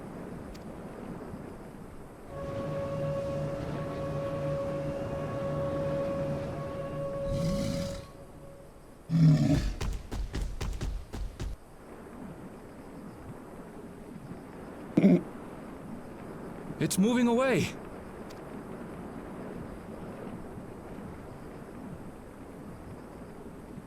Meanwhile, our friends over there appear wholly unperturbed.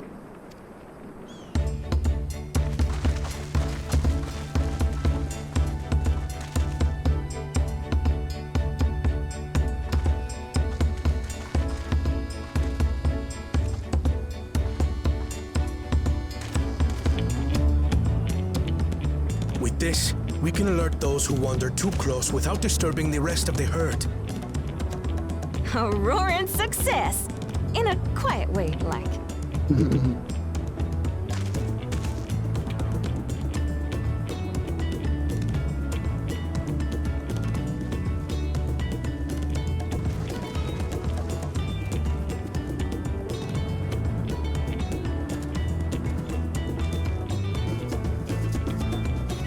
Then with your permission, Vow of Reason, the Shaaloani Railroad is back in service.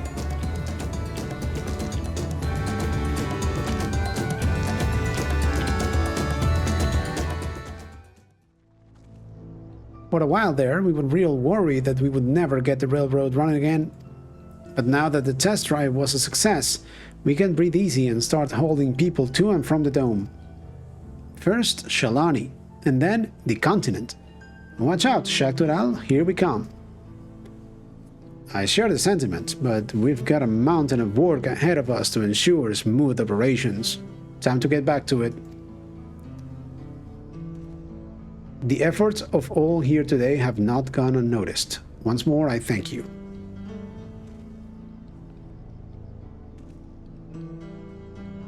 As for our own work, I trust you can handle matters in Alexandria, Lamati?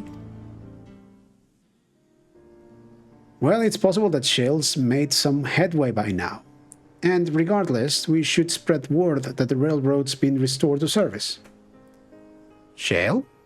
What do you have her working on? Gulool Ja's mother.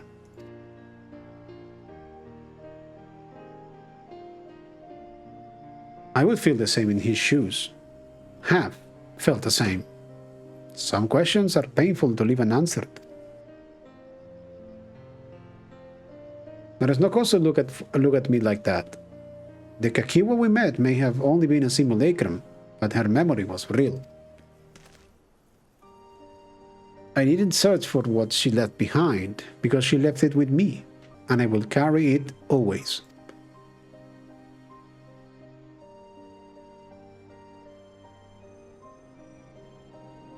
Speaking of things you're carrying, is that a teeny tiny Kakiwa? What? No. It is merely a token from Alexandria. Our flames in oblivion would not take no for an answer, and I thought as good a souvenir as any. Whatever you say, for what it's worth, I think it's a nice way to bring her with you on your travels.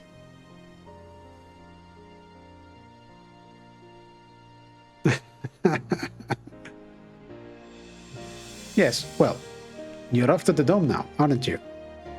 I thought I might join you for a time, see if there's aught I can do for the people there. Much change though it is, I still consider it my home. Of course, we can give you the full story on the way.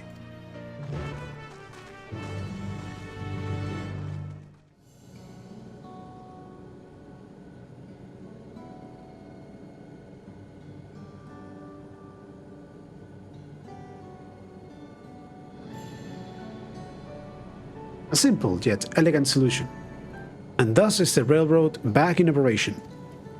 Meanwhile, Shale has nearly finished processing the data. She will be able to share her findings with us imminently. Oh, Ishtola, hi. I'm interrupting something, I gather.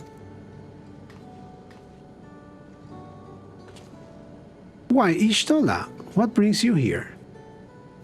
I have seen enough of the gate in the Skydeep Cenote for now, so I'm shifting my investigation to living memory. While there, I thought I would do well to have the company of an expert on Electrope. I would like to take a closer look at the place myself. I can join you once we have finished here.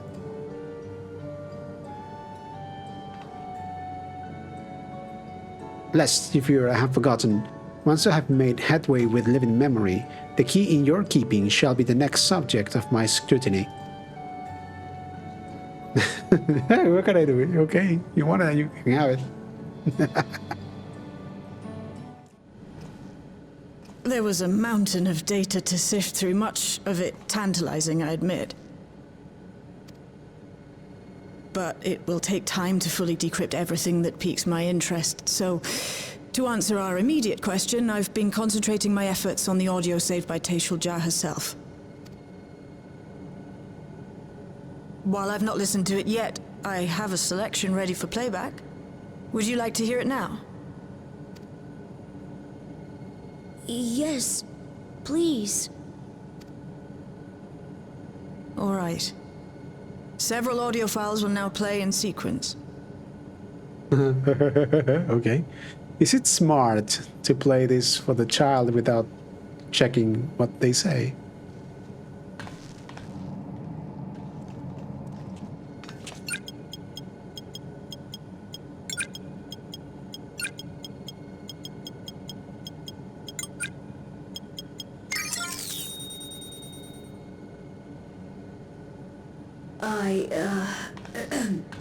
My name is Teeshal Ja, and I decided to record this to help me put my thoughts in order, I suppose.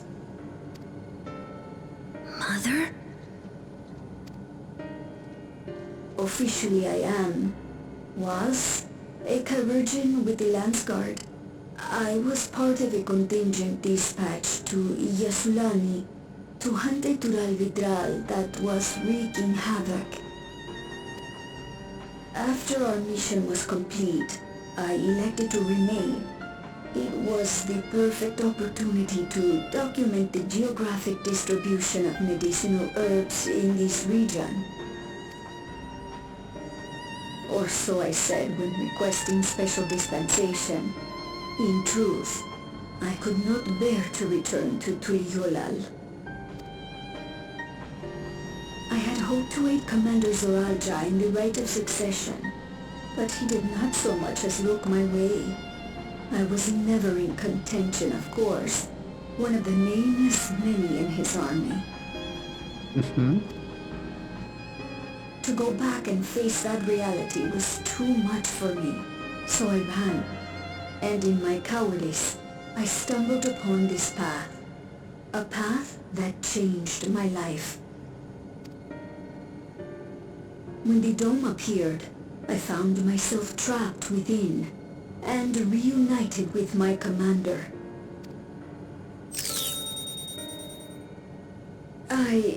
How am I to speak of Commander Gulool Ja?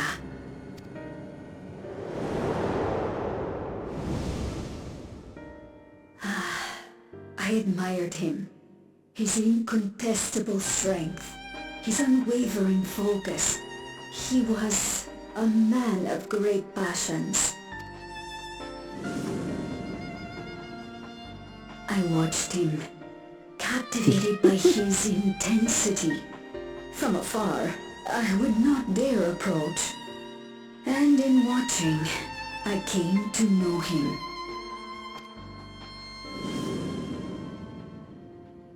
His eyes too sought the distance, but not as mine did. He yearned not for another, but something else, beyond the horizon.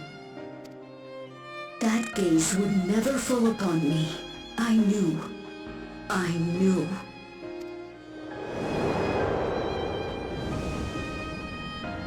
The experiment will soon proceed to its next phase, and when it does, as he promised. So yeah, likely what she wanted that she would never have in Tuliyollal was to be with Gulool Ja. Because back in Tuliyollal, yeah, she was just a random person and he didn't care. I will have my heart's desire.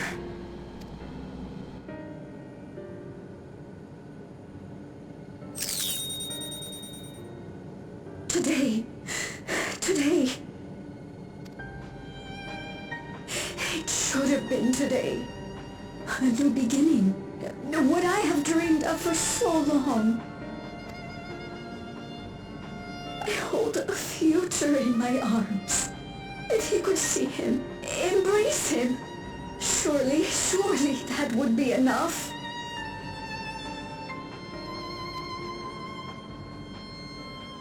So full of hope I was. A foolish hope.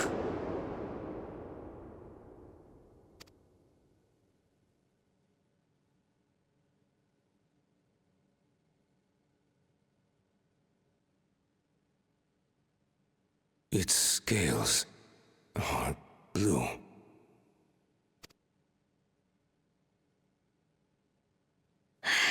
He's your son.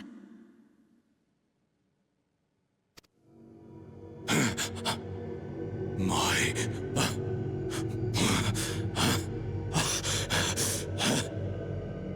No, I can't.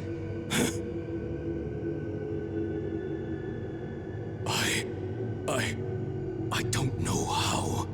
How could I? How? To raise a child, be a father. I don't. I can't. No! No! Get it away from me. Get that thing away from me! Harsh. Shh. It's all right, little one. Papa was just surprised. That's all. He'll come around. We'll be a happy family.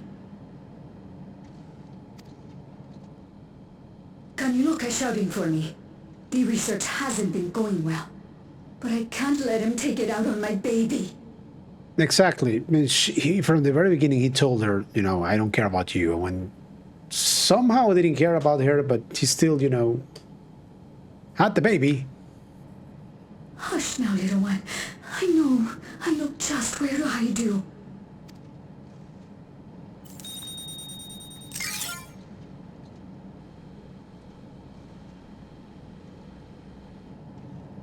That's all of them.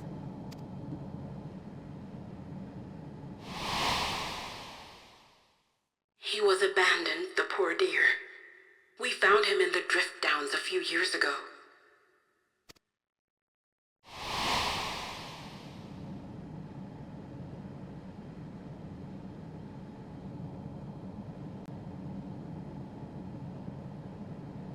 We know some manner of accident happened at the facility after this was recorded. Perhaps your mother couldn't come back for you.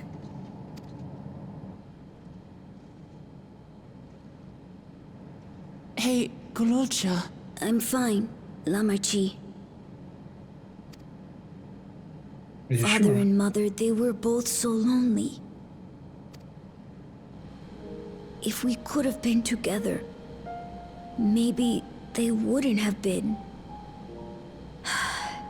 But sometimes things don't work out, no matter how hard you try.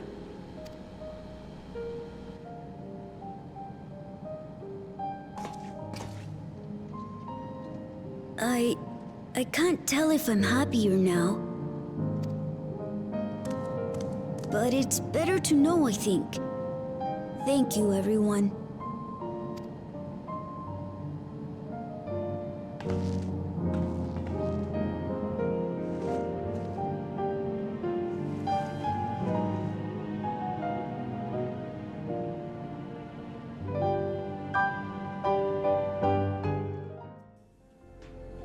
It's better to know. A profound response for one so young. True. Though I wish we didn't have to be. Gulool Ja is indeed wise beyond his years. Yet one never outgrows the need for dependable companions. It is fortunate that he has you. Thank you, Shael. Because of you, I got to hear my mother's whole story. You heard it because you were brave enough to listen, Gulool Ja. If you remember one thing, remember that.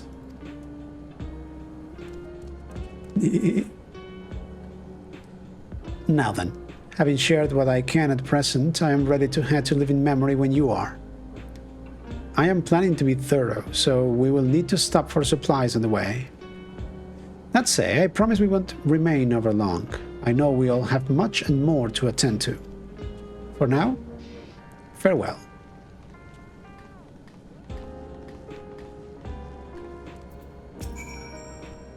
A word before you leave. Our network's already spreading word of the railroad. we expected people would be clamoring to get on the first train back. Yet the reaction's been the polar opposite.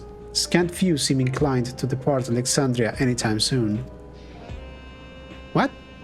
And we spoke before, you said many from Tuliyollal were eager to reunite with friends and family. Maybe they're concerned about getting through Vanguard. If so, we could take turns accompanying them. In any case, we need to speak with the people ourselves. Let's start at lane note 9.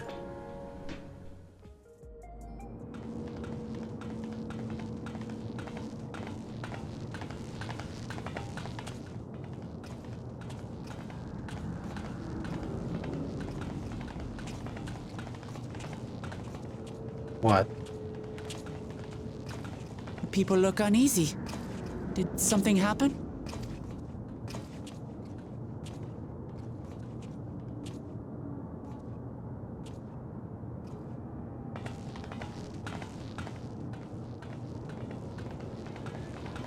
No, it's that guy again. Have you heard? Someone was killed in the Thunder Yards. The Thunder Yards was one of the hunters slain by a beast. It was a hunter, all right, and a veteran at that. But it was no fiend that did him in. Only a random bolt of lightning.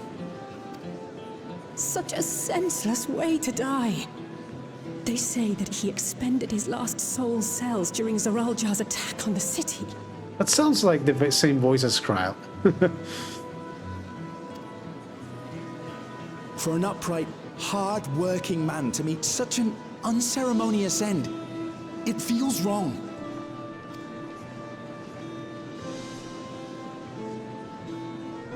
But we'll be fine, won't we?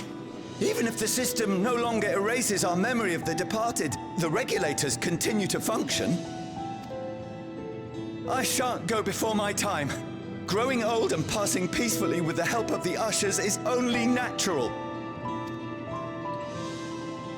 Well, you may think so, but how are we to know? We have no memory of those who have gone. More may have met violent deaths than passed from old age, and we would be blissfully unaware. It could happen to you, or me, to any of us. These people are not handling death very well. Then what are we to do? Spend every waking moment thinking only of how we might die?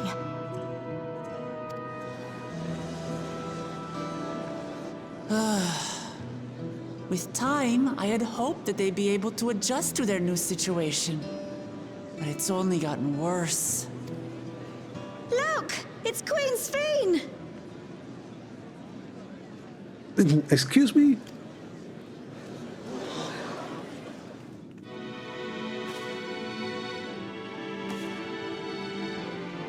Excuse me?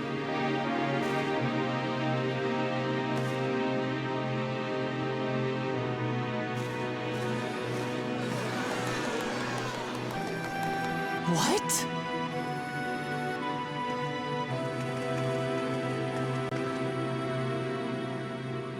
Help, Queen Sphene! The grown-ups are really upset, and I don't know what to do!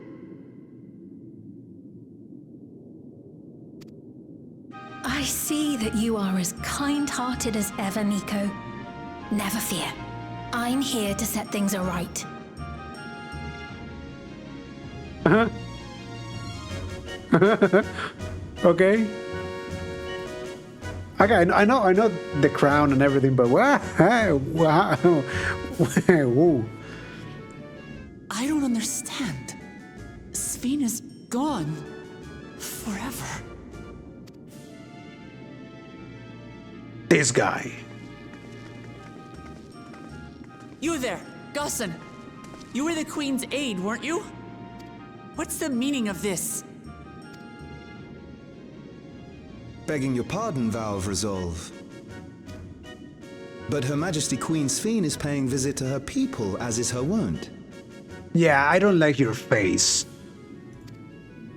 What are you talking about? Sphene is dead.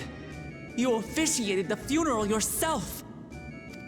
We all placed flowers to mourn her passing. A funeral? For Her Majesty?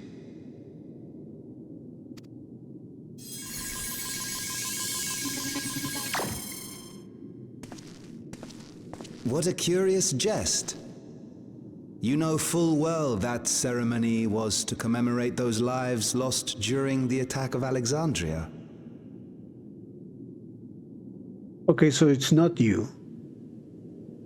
Who? Her Majesty walks among her people that she might support them in this most trying of times. Surely that is not cause for consternation.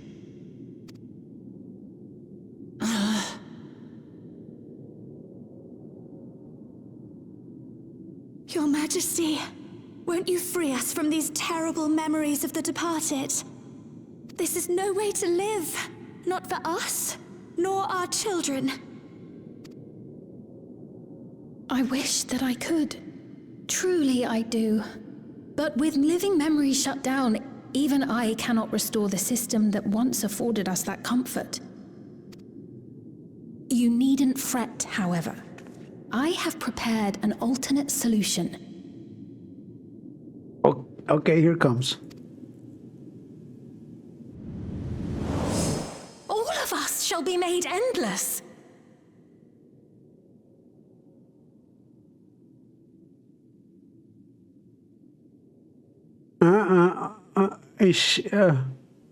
What, does she want to... I have created a new system that allows you to transplant your memories directly into an ethereal vessel. One not reliant upon soul cells. This way, you need never again fear death. You may live as you please, and for as long as you like. Excuse me. Question. Living memory, to keep living memory alive with the people you had to invade the rest of the realities to still, so how are you going to make everyone endless without that source of life? You want to kill everyone to keep them in the what? Our stores of ether are, at present, not sufficient to provide this boon to everyone. Yes, we know. But some of you received neo-regulators for the funeral ceremony, did you not? Yes. And there are still more we have yet to distribute. 5,000 in all. Yes. One day soon, those with neo-regulators will be called to join the Endless, and thence be free of suffering forevermore. Who is behind this? They want to basically install a regulator that the one day will just kill everyone. What? But only 5,000 of us? Are you stupid? You Victral!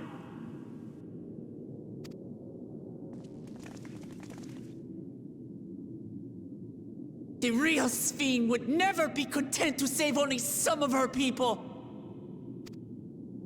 Who are you? I want to know the same.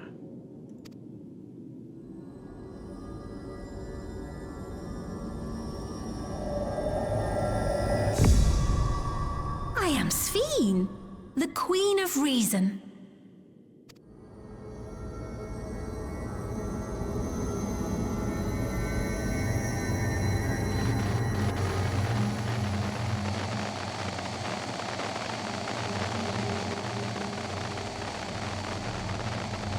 Okay, that's creepy.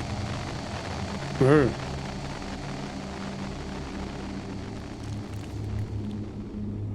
is behind this?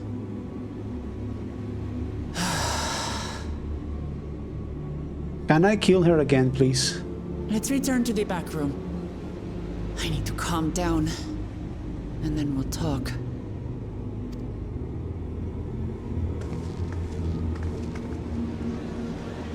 That gave me the chills.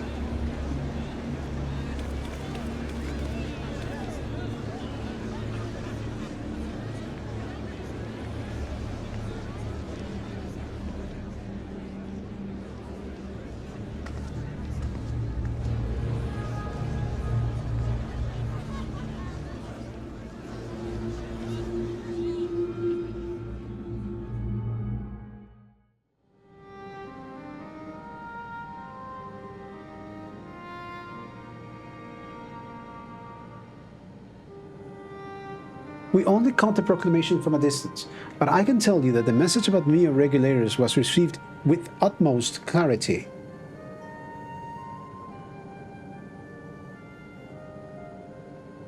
It couldn't have been Sphene. She should have been destroyed with the meso-terminal shut down, but there was the crown, like there was a backup of her somewhere else.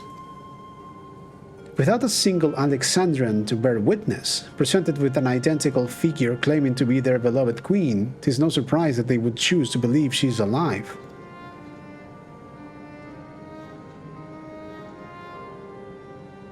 What is troubling, however, is their denial that the funeral was held in her honor. It is as if their memories have been erased. Yes, they have. By whom? Who is distributing these things? Who is distributing the Black Regulators? Given that the members of Oblivion remain unaffected, that was likely the work of the Regulators. But by whose design? Someone smart enough to play at being the Queen of Reason. In that guise, even if some suspect deception, most of Alexandria will be on her side. Who? We need to find out who she really is.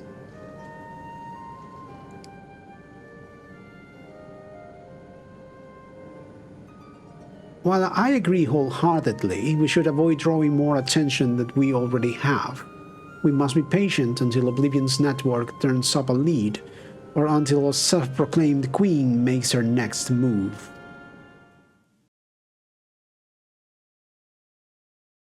Meanwhile, in living memory, oh no, what's gonna happen here? Oh.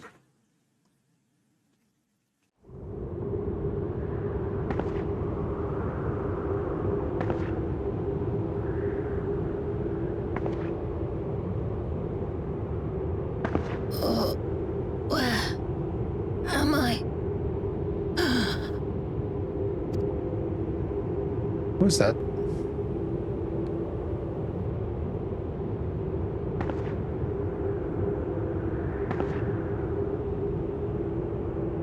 My people? Are they safe?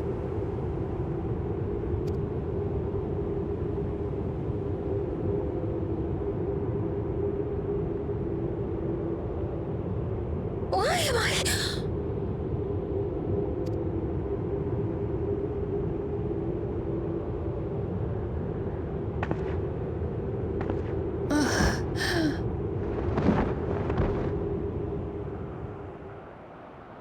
That was Sphene. In fear of death, the people turned to Queen Reborn their fates to learn.